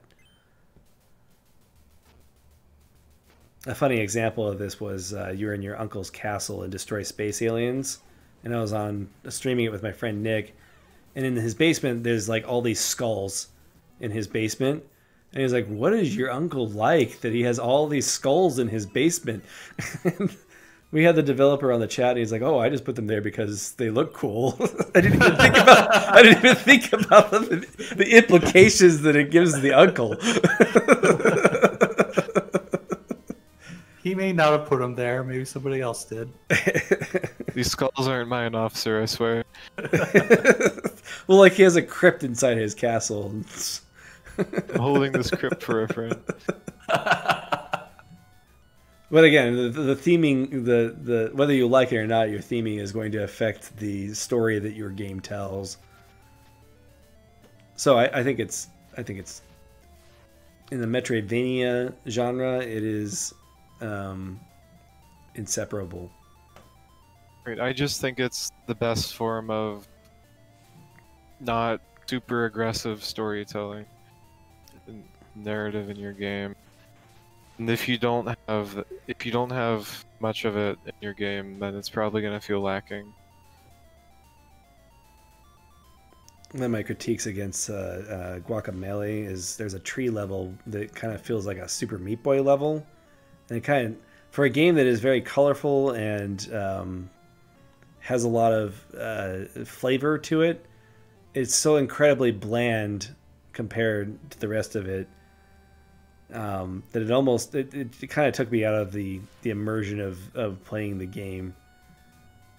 Not that I necessarily think that immersion is the most important thing, but I just really appreciate when you notice small details in an environment, and like it's also, these details are something you can completely ignore if you don't feel like paying attention to the story, I guess, but it's also something you can feel good for noticing. Sure. There's a lot that happens that you don't notice, but your brain notices, you know.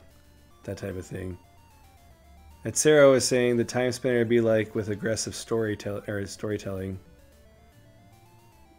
And There's always that random thing, like someone will discover something really small but interesting in Dark Souls or something, for example, and people would be like, "Wow, I never noticed that before. It's amazing. Look at these small details that the developers put all this effort into putting into the game." it's worthwhile. I think it's worthwhile to have. So what if those details were randomly generated? Well, there's still details. Someone's like it.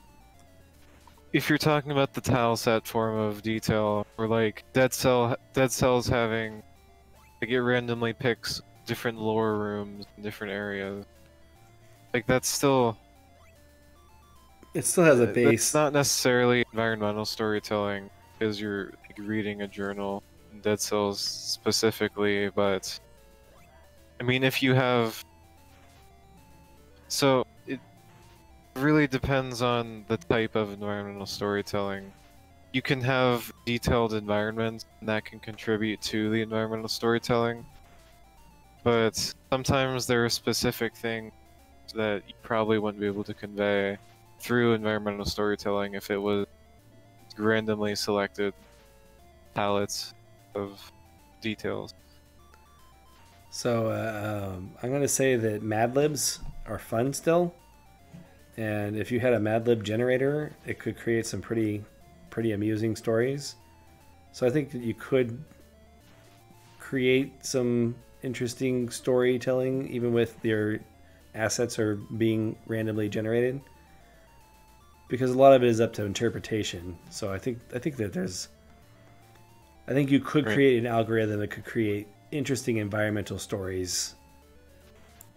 To clarify on what I meant, like the way environmental storytelling intersects with level design is it's probably less able to construct something interesting than if like if it's a randomly generated game.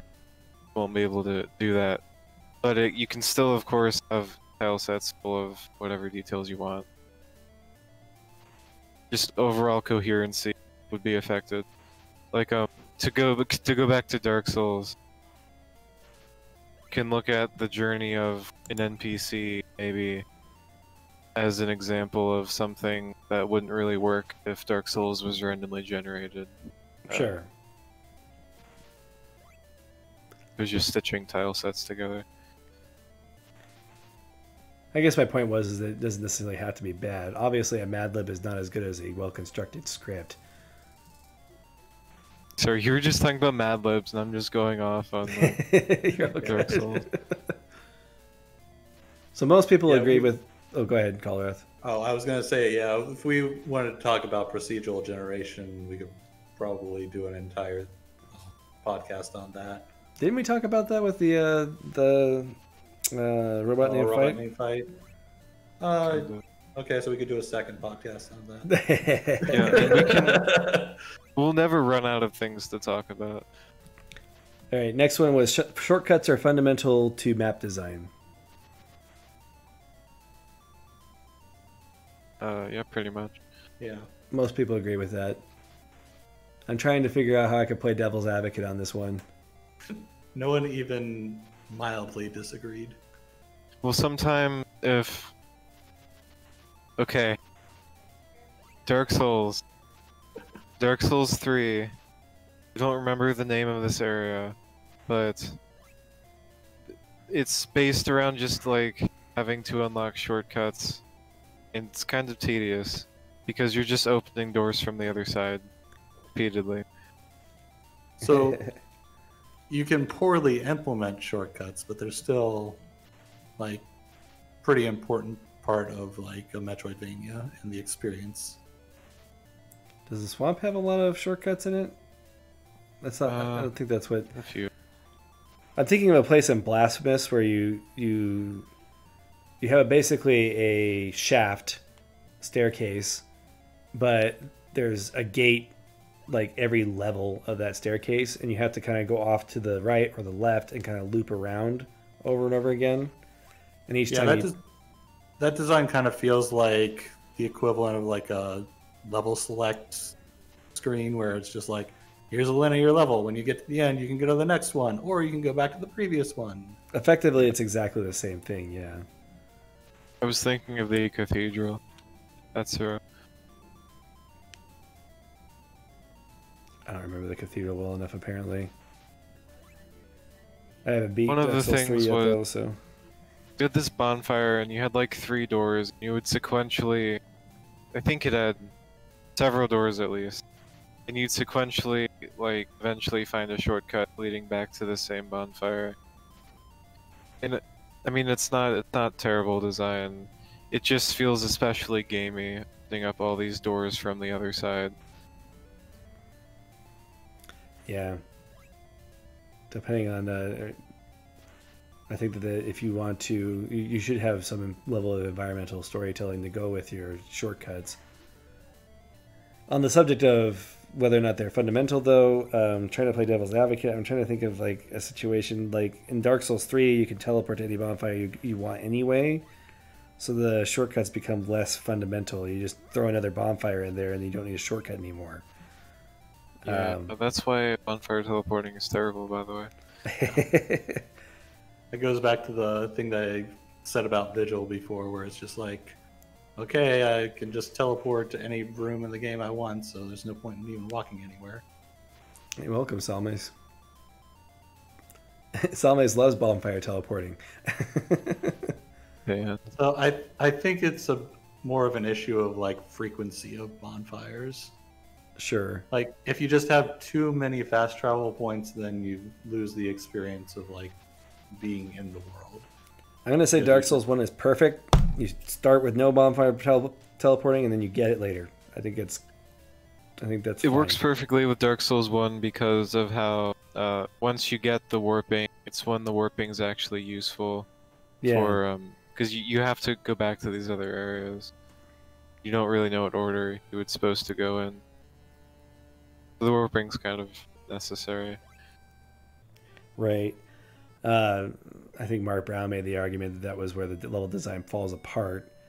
Don't know if I necessarily agree with that, but anyway, that goes back to the fast travel discussion that we had last week, so we can go rewind back to that week if you want to hear about what we think about fast traveling. But I think that even if you back to the backtracking problem, shortcuts are a great way to avoid backtracking. Hollow Knight does this a lot where they have like platforming challenges that you kind of loop back to where you started again so you can go back to the main world. I think that anytime you have a challenge, you should have a way of shortcutting out of there so you don't have to go backwards through that challenge again. I think there is a difference between micro and macro shortcutting, where, like, I'd of course agree it's completely necessary to be able to not have to go through a platforming challenge again after you've completed it. But yeah, shortcutting where it's more like you go through a lengthy sequence and then you unlock an ability to get to another place faster. I guess when I'm describing it, it sort of sounds like I'm just talking about challenge but longer. But you can unlock shortcuts that will bring you to like a new biome where you couldn't previously access the biome from there. And those are a bit different. That's my point. Yeah, I think there's a pretty significant difference between an ability gated shortcut and just like opening a gate. Sure. That too. And then there's also just like kind of sort of shortcuts where it's a area that you've been to before, but now it's easier to get through because you have an ability. It's not a shortcut. Well, if you can get through it faster, it kind of is. That's called going through something faster. different from like a passage specifically designed to make the travel time between two places faster. It was already something that existed before. If you get a movement speed upgrade, is everything a shortcut now? No. I think it's more that whether or not the route through the area is the same. Like if you unlock the bombs and now you can bomb a wall and then completely skip fighting all the enemies in the area. It makes it kind of like an actual gate, except the key is the bomb. Speaking of the cathedral in Dark Souls 3, those guys look like the Deacons of the Deep, which is the area that I was talking about, if that helps you remember. A group of old guys. So you just beat up. So would you say that Battle of Olympus ripped off Dark Souls 3? Maybe. Absolutely. Totally came first. It all comes back to this game. Yeah.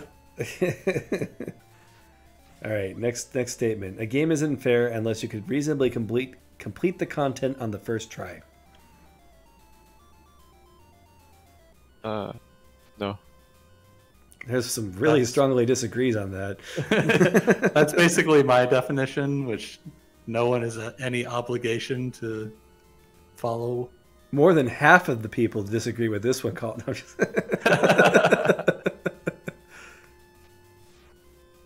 I can't remember if I strongly disagree with this one or disagree. In many games, you're meant to fail. But is that fair? What is fairness? Okay, so actually, there's that expression. Shoot, it's from Star. I think it's a card thing from Star Trek where it's like, sometimes you do everything right and still fail.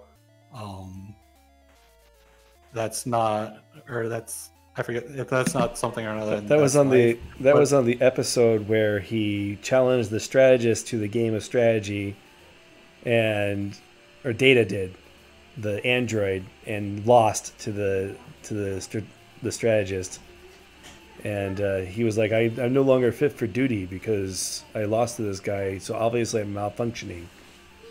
And then that was when Picard was like, sometimes you can do everything right and still fail.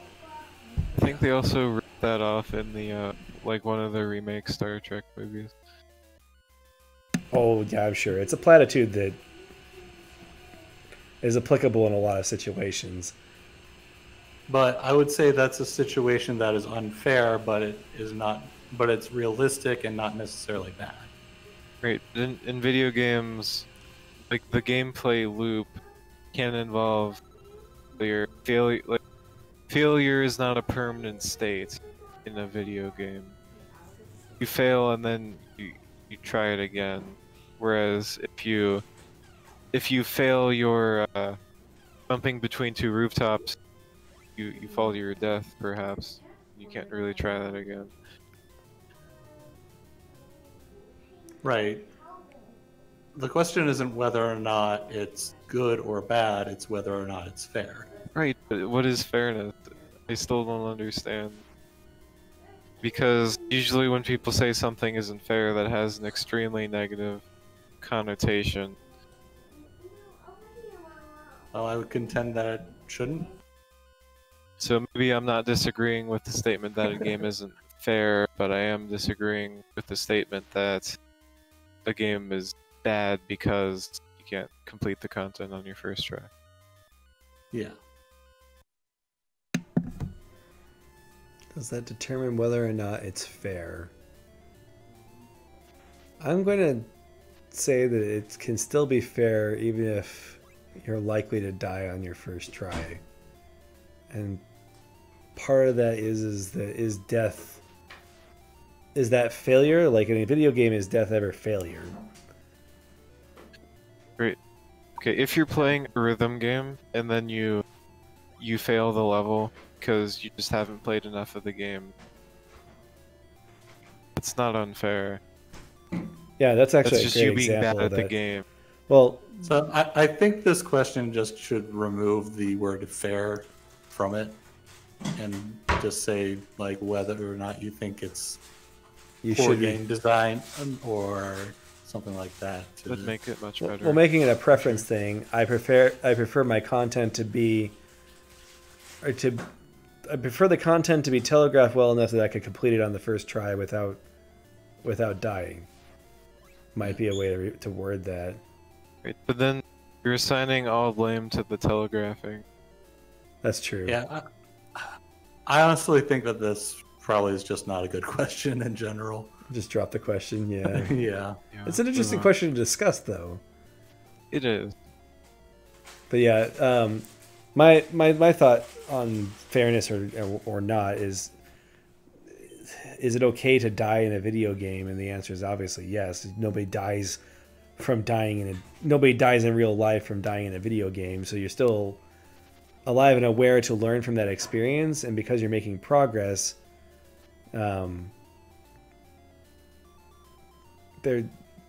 you're getting something out of the game, I guess. And the example of the rhythm game, kind of the point of rhythm games is to memorize it and kind of get good at the beat. I think that most people aren't going to get it right their first try, and that's just the nature of the challenge that you're accepting. Does that make it unfair? Not really, because the failure is part of the learning process. Right? Actually, when I play Beat Saber, I try to beat every level on the first try. Now, do you do that on the hardest difficulty, or can you do that on the hardest difficulty? Yeah, I play it on the hardest difficulty. Like, I can't do it on, like, the hardest songs on the hardest difficulty. But now, I am going to say that Beat Saber does a great job at telegraphing. Yeah. Like, you can see those things coming from a mile away a lot of the times anyway. Yeah. So I don't know. I guess that's reactions and whatnot. The level I always like to bring up is Quickman's stage unfair in Mega Man 2. Because some people think it is. I still don't remember that stage. Everyone talks about it, and I played through the game. But, like, clearly it was so bad I blocked it out. It's the one with the lasers. They kill you instantly. Just... I cannot get into Mega Man. I say that like every other stream. It always comes up somehow. Anyway, I'm okay with dropping that question. It's got me thinking about, how to word these. It's, improvement. I will admit that most of these questions are bad. All right, next question. Platforming challenges are important. Are platforming challenges important? Sure. But what if it's not a platformer? Then no. It's the question of whether Metroidvania has to be a platformer. If the game has an emphasis on platforming, then sure, challenges are an important part. But if it's just like a game that has really basic platforming, but the point of the game isn't platforming, then I mean, it doesn't really need platforming challenges. Yeah, like all the underwater ones, Aquaria, Song of the Deep, like those don't have platforming challenges. Right. Platforming is just one form of an obstacle anyways. You can have other obstacles. So are platforming challenges important to Metroid? To some extent, yeah. There's a little bit of it. I think if you're doing any of the advanced technique, like sequence breaking, there's some extreme platforming challenges involved there. But what about... Are they important in Castlevania? Yeah, I was about to bring up Castlevania next. Are they important in Castlevania? Does Castlevania ever challenge your platforming? I think the only example is the Clock Tower, yeah. The Clock Tower is like the definitive place where Castlevania tests your platforming ability. Oh look, another reason for me to complain about Castlevania. It's always the Clock Tower. Now, the original or classic Vania, I think there's a lot of platforming that goes on there, usually intermixed with floating Medusa skulls trying to knock you off the screen. Mm-hmm. But yeah, in the Igavania games, I never really think of them as being platforming challenge-based games. But I do think that this is a good question because platforming is very important to a lot of people when it comes to Metroidvanias. Right, like I'd say the Hollow Knight has a very heavy platforming focus, especially with the White Palace. Yeah. It's kind of isolated to there. Like most of the platforming challenges aren't too difficult outside of the White Palace. They have those are those splinter areas that I was talking about. They have like platforming challenge rooms that you run into along the way. Right. But- There are also places where you need to go through to progress, though. Yeah. Um, Yeah, every once in a while. I'm the- thinking about the place where you had the bouncing mushrooms or whatever. It has a few platforming style challenges as kind of a regular part of the area. Crystal area comes to mind as well. I think at least you need the upgrade and you need to do a challenge like out of the area usually. Just to go off topic again real quick. Automod? Atsero is really showing me what the Automod decides. I'm trying to figure out what you could say that the Automod is going to catch at this level. Probably just racial slur. I guess so. Don't try that. No Sarah. one tested. No one test that. All right. A good platforming challenge tests the limits of your play experience. This is a bad question, but what do you think of this question besides that? I mean, I guess. I mean, like the definition of a challenge, something that tests your limits. Yeah, that's kind of what I was trying to. That was kind of what I was trying to phrase, and I didn't phrase it well enough, and I still don't know how to phrase it really well. What I was trying to say was, that a platforming challenge should always put you at the limit of what you've learned up to that point. I mean, platforming doesn't need to just constantly become harder as you progress through the game or anything.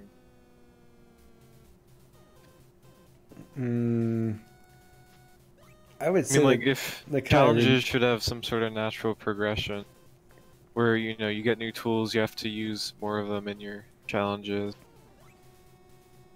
It's not like everyone's gonna play every challenge in the same order either. And you can have challenges that aren't necessarily harder, but different. But I mean, yeah, a good challenge is the definition of a challenge. Isn't that a tautology? Yeah, two people disagreed though, so. Yeah, no. I don't know. I guess do you like hard games or more relaxing games is kind of the question there. That is interesting that two people disagree with that terrible question, though. I disagree because the question's bad. If we go fast, we can totally get through these last questions. No, I agree. We have 20 minutes left, so we don't have to go that fast even. Well, it's 8 questions. I guess so. I mean, we could spend 20 minutes talking about one question. That's true. All right. Metroidvania games are more about moving from point A to point B, not about jumping challenges. So that's another platforming challenge question. And comparing this, platforming challenges are important. Most people agreed. On this one, most people disagreed. Yeah, I'm So- not sure how I feel about this question. Technically, that matches. So one is saying platforming challenges are important. Most people agreed. And when I asked the same question, platforming challenges aren't important, essentially, most people disagree. So I guess people really think that platforming is important in Metroidvania games. Although there are a lot more people that neither agreed nor disagreed on this one. So I don't think every game just needs a bunch of, you know, really gamey, like, platforming challenges. So Those can be kind of immersion breaking. So this question is more about the relative importance. Like, so the first question is whether the platforming challenges are important at all, and people said they were. This Right. one is a question about whether moving from point A to point B is more important than that. So apparently more people think that moving from point A to point B is even more important than the platforming challenges. that's not what the results say, because 35% of the people said disagree with it, and only about a quarter agreed, and the rest were ambivalent, like neither agree nor disagree. So I don't know But if that means that they think they are equal with each other, but There's still a lean towards disagree here.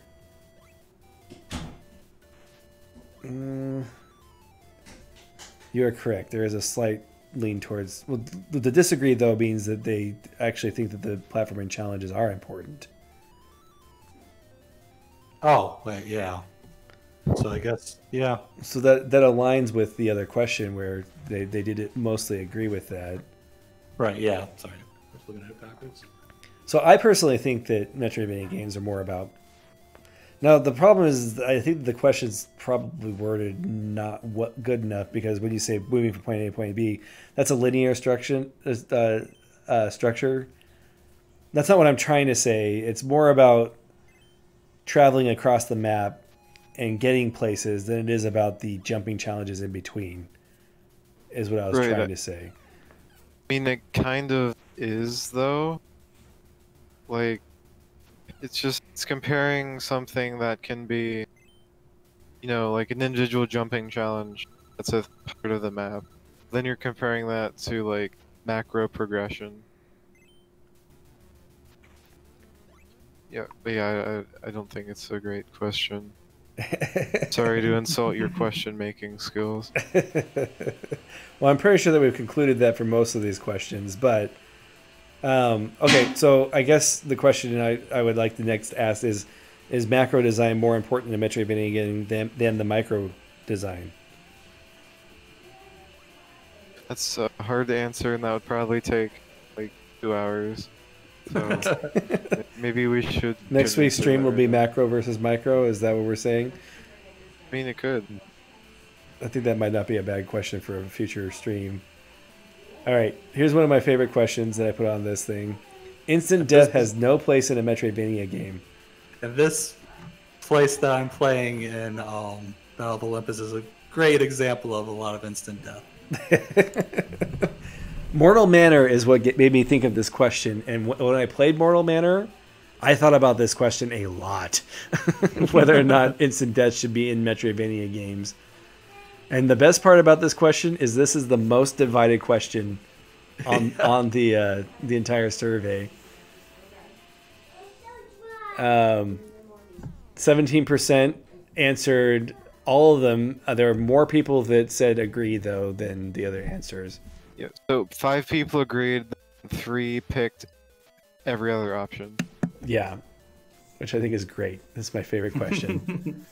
I'm going to leave this one in for sure. But even though you made it an absolute. Yeah. No, I think just contributes. More. Sometimes absolutes work, I think. But it works here.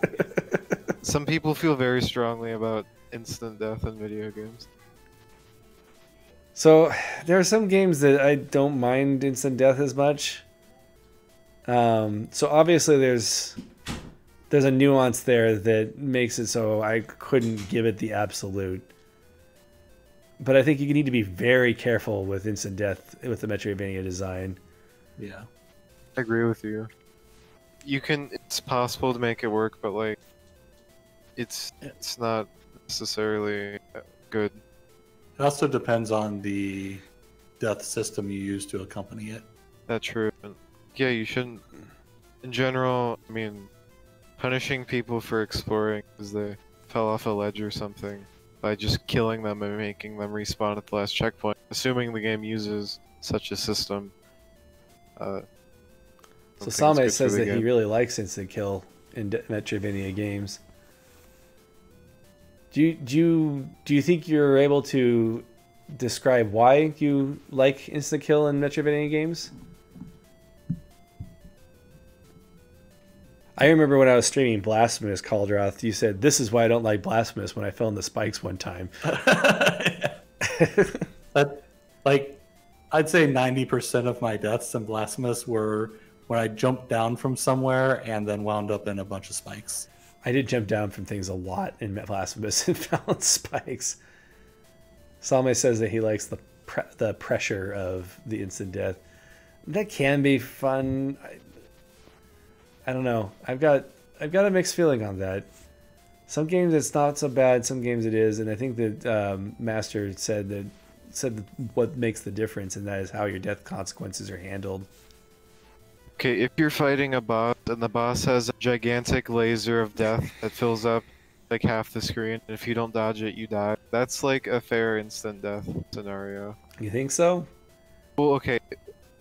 This is assuming it's like well telegraphed, and you're supposed to be able to have plenty of time to dodge it. But then Like, basically the point is, if you have a hazard that's obviously incredibly hazardous and dangerous, and it's also easy to avoid, or easy enough to avoid, then that's a fair place to have instant death.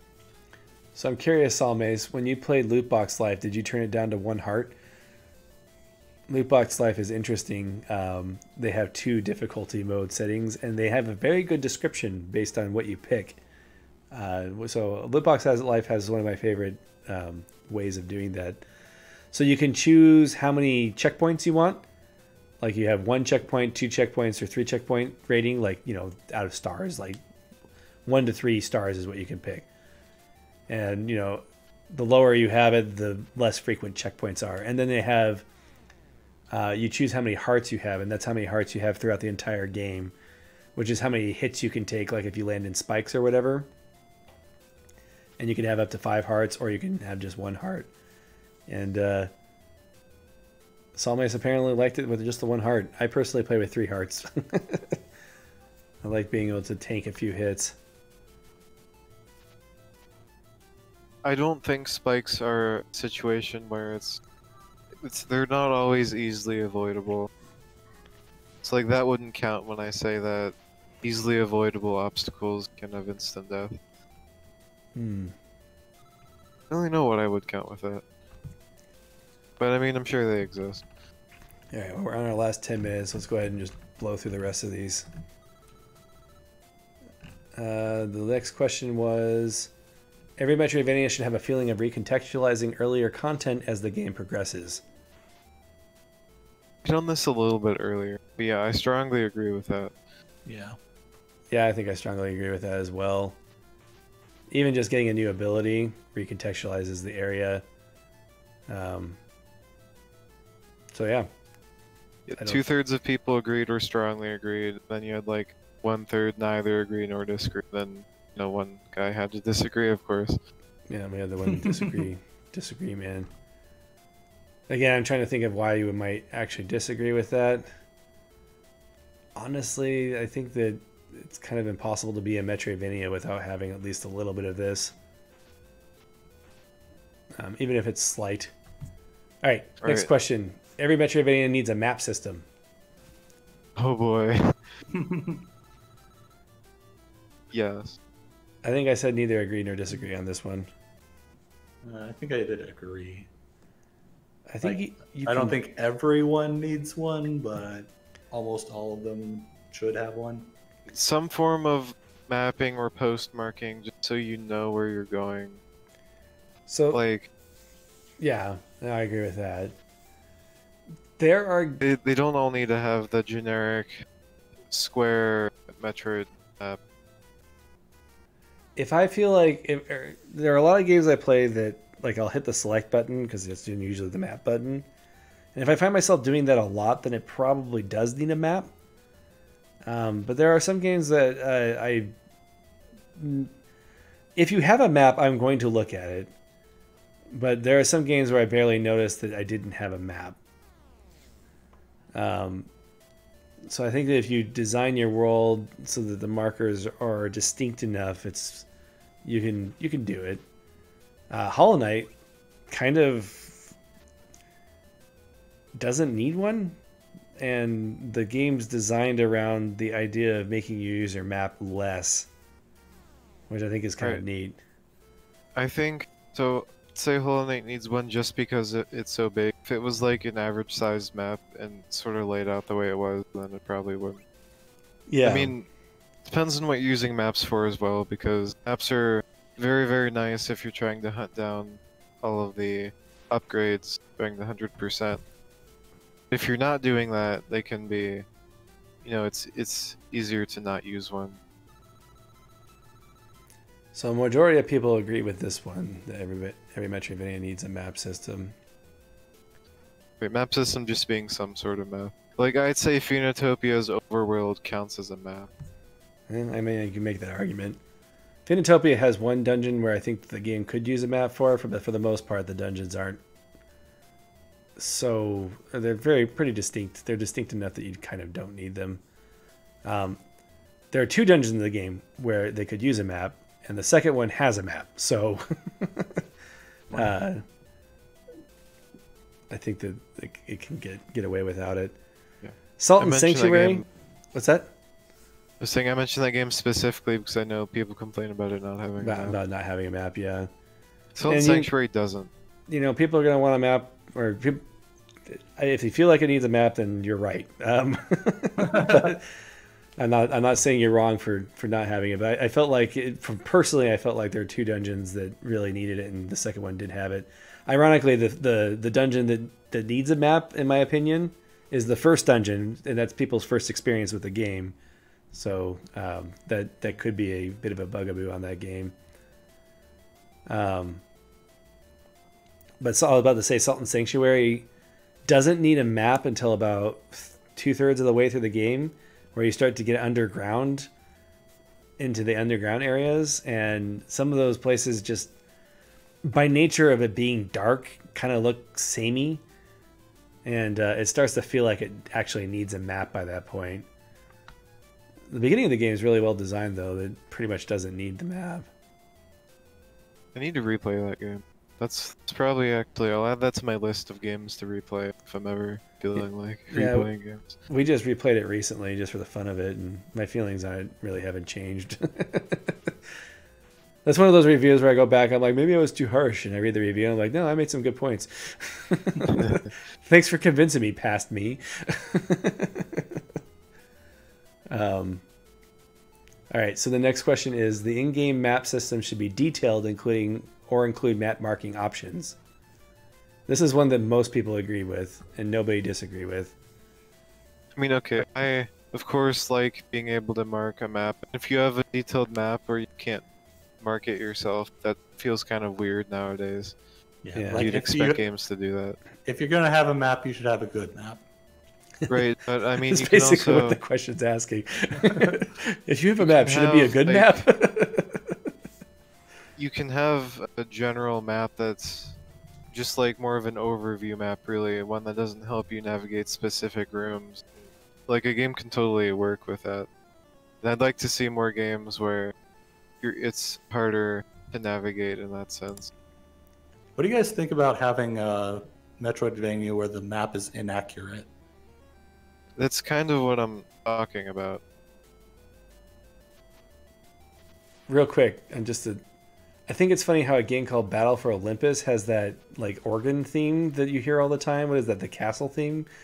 It seems so out of place for a Greek themed. Anyway. Yeah, like something between Hollow Knight zoomed in and zoomed out maps, where you sort of have a vague idea of where you're going, but it doesn't really help you navigate room by room. So the subject of inaccurate maps, I think that you could do that as like a puzzle as part of the game. This is something that we don't see very often, the concept of the unreliable narrator and having to interpret or figure out where the person is being unreliable. See, well, okay, Zero Mission, or not Zero Mission, Fusion sort of has an unreliable map because you get parts of the map in the game, but then there are large parts where you have to explore that aren't on the map. And the excuse is that the map you pick up is like the standard layout, but it's not detailed enough to include the side passages on it. Sure, but the map never really lies to you, I don't think. Yeah, it's like omitting information.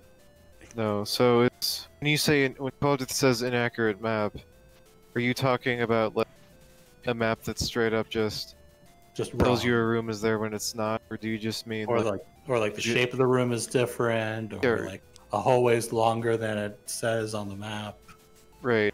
Did you have a? See, that's not really unreliable narrator.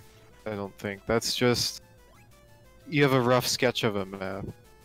It'd be lying to you if it had like very specific details that were wrong. I think. I think that could be an interesting idea that somebody should take and develop, because that's interesting to me. The unreliable narrator, or like the rough map. The idea of the idea that the map is lying to you. it could be bad, but it also could be interesting. I just like the idea. So Salmes is saying he played a Metroidvania with an inaccurate map, which is Usurper. Isn't Usurper just the zoomed out? Like, I'm pretty sure that the developer said they just took the game world and then zoomed it out, and that was the map that they provided. Weird. Yeah, it's like a PDF of the actual game. Maybe it was of the beta version of the game, and then they updated the real map. Maybe that could be true. But yeah, like I like the idea of like like buying a map from somebody and having it be wrong, and then when you follow it, you discover something unexpected as a result. I like the idea of the game kind of playing with tropes and subverting them in ways that add excitement, and I think that's one way you could do it. Like, especially if you buy it from an in-game NPC, like what is his name, Carnivorous or whatever from Hollow Knight, and especially if you've been able to rely on him in the past. There are ways that you could implement that could be really, really neat, I think. Like maybe the cartographer is slowly going insane, and the later maps you get reflect that. Yeah, like if maybe you have a Lovecraft passage just game closes up.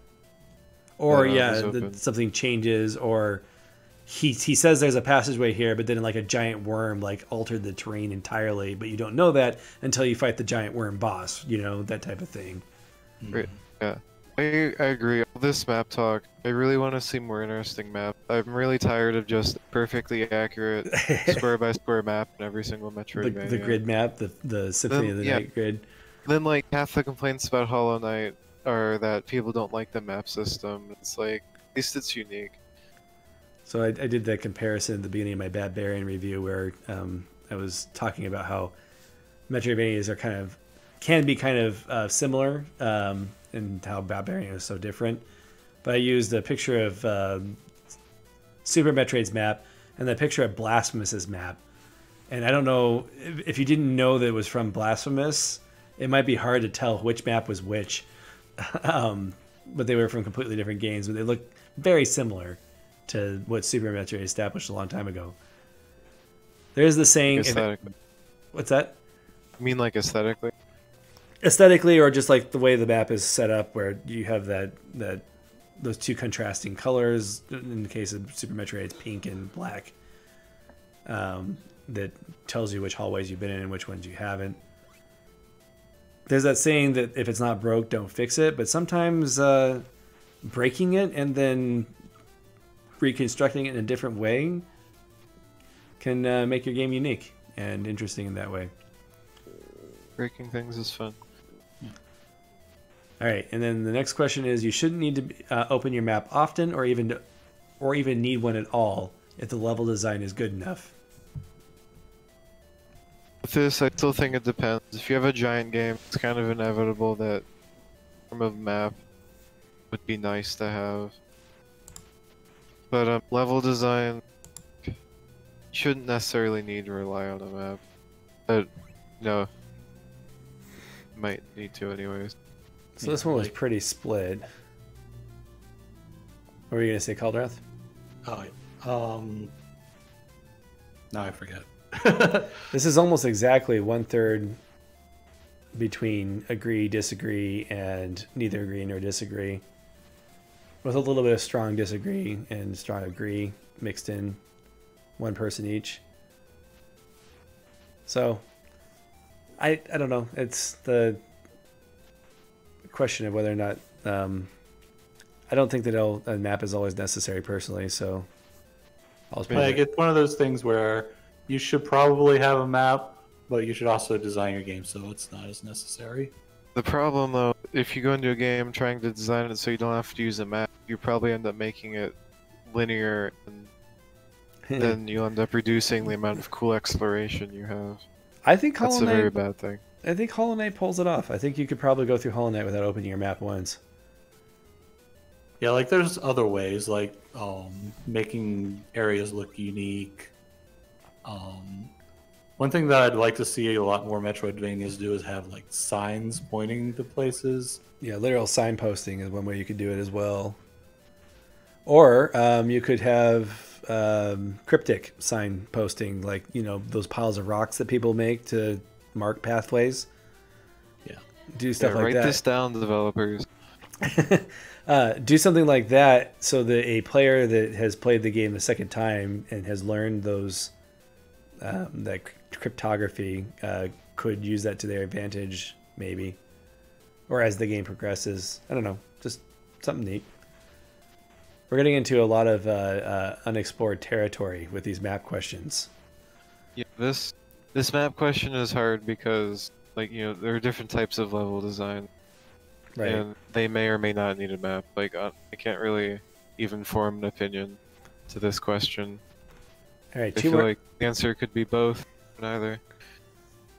I think that's a good springboard for, you know, future stream subjects. Maybe. Two more questions. Next question. Backtracking is almost always tedious, and there should be ways to avoid it. Most people. What's that? I think this question is using your specific definition of backtracking we discussed before. Well, most people neither agree nor disagree with this one, or 25%. About a third of people either disagreed or strongly disagreed. So I guess a lot of people don't think backtracking is tedious. See, this just sounds like a reworded way of, hey, add in fast travel. I don't like fast travel. Let's compare this to the fast travel question real quick. Let's see, that was near. If it's actually a good Metroidvania, then, like, backtracking shouldn't be tedious. Yeah, that's kind of my feeling on it.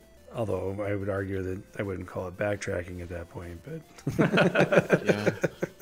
It's not backtracking anymore if it's not tedious.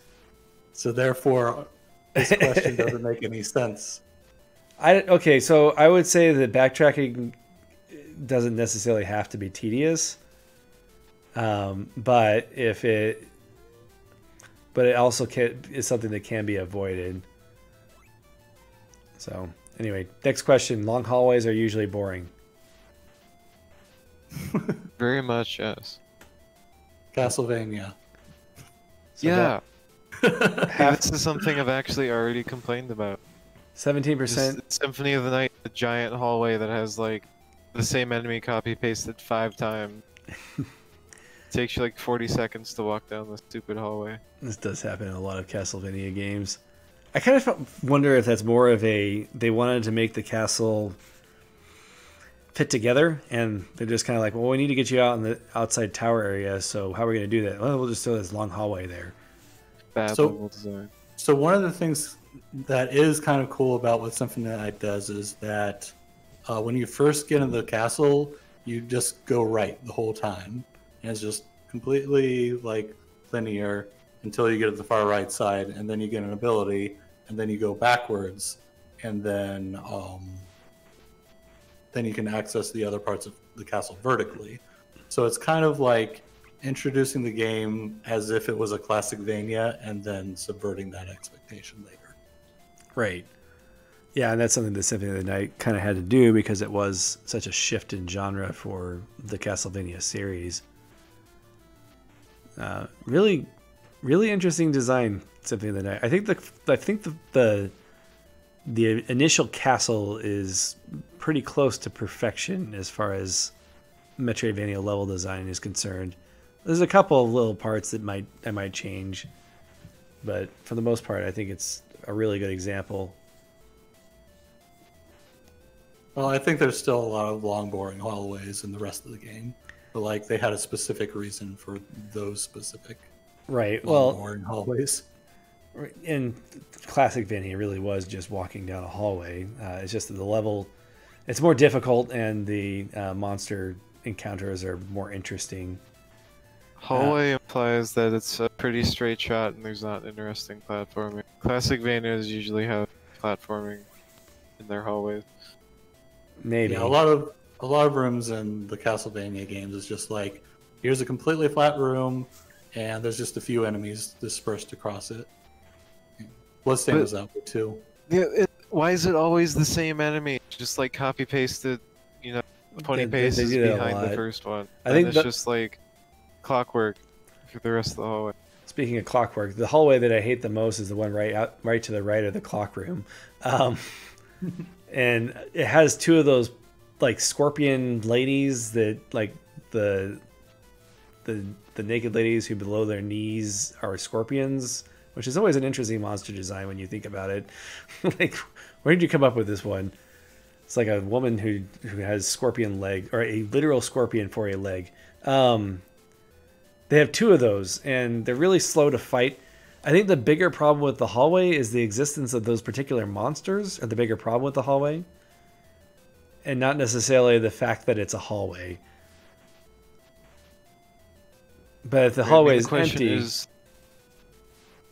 question is that they're usually boring. Yeah. Not that they're always boring. Sure.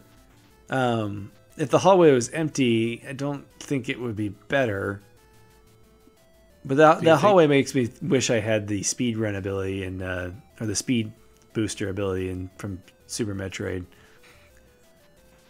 Super Metroid has hallways. It's because speed booster.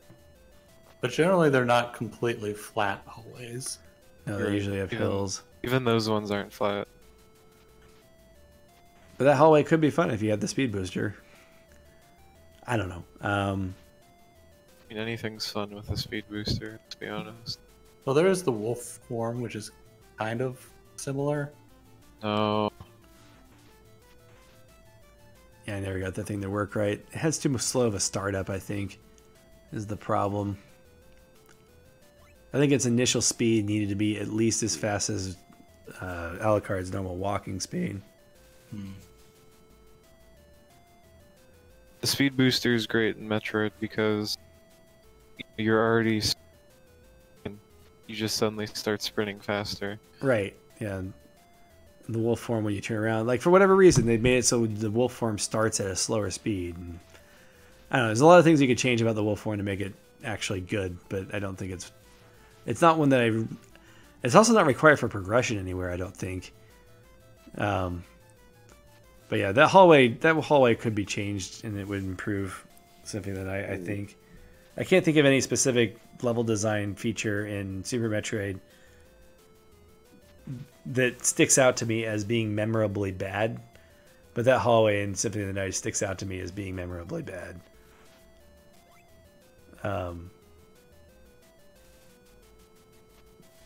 The super bomb in the glass tube is probably the only thing I can think of as being notorious in Super Metroid. I really like those. I actually like it myself too. I actually figured it out on my own as a kid, so I don't know. So I don't know, as a teenager, I didn't play until I was a teenager. There's probably a correlation between people who like the tube room and people who like Lama Lana. There might be. Maybe. Are you saying you don't like the tube room, Calderon? Nope, I do not like the tube room. It subverts the expectations of the way the rest of the game works. Maybe. I also try bombing everything, so there's also that factor as well. There's a very good possibility. Even if you bomb everything, if you normal bomb everything, nothing shows up when you bomb the tube. That's true. That is one Whereas of the... everywhere else that you can destroy with a power bomb, if you bomb it, it says, "Oh, you can power bomb this." That's not true of yellow doors. Okay, but that's because I already told you that you can power bomb it. It doesn't need to tell you again. Did they ever tell you that you can? I mean, they may lock you in a room with a yellow door when you first get a power bomb. Although there was when Metroidvania was playing Super Metroid, and he's like, "I don't know how to get through these red doors." Oh, didn't you already have to do this at one point? That's funny. Hey, don't call him out. Yeah, I probably shouldn't. Sorry. No. It is interesting though, because I mean, I came into Super Metroid after playing Metroid 2, and so like Metroid 2 they didn't have doors unless you had to shoot missiles at them.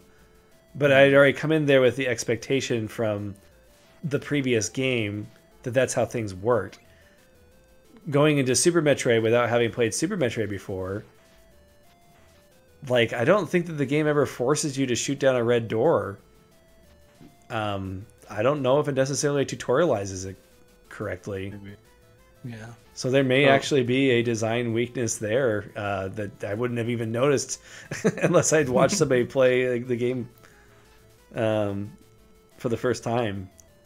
Super Metroid, I think it did have like a broken tube laying around that was really suspicious. In So my there- amount of storytelling. There is another tube that's broken. Yeah. I actually think it is on your way to the. I think it might be on your way to the first time to Meridia. It's either to the left or the right of the ship, I think. So anyway, I don't think it's completely untelegraphed, but obviously enough people have an issue with it that you should bring it into question whether or not it's a good level design feature. The infamous tube in Super Metroid. It will be back on stream, I'm sure. I hope so. So is there any final thoughts before we wrap up the stream for the night? No. We're about 10 minutes over, so I But- apologize to anybody who's... There's plenty of me grinding for olives here, just in case we wanted to go. I literally I looked at the amount of time. I was here for 32 minutes Oh, God. grinding olives because I need Watching 70. you killing this same enemy is just like melting my brain. If there was ever a stream where you should probably just listen to the stream rather than watch it, this is probably it. Yeah. Anyway, thank you very much for watching, and we'll see you next week. Hey. Goodbye.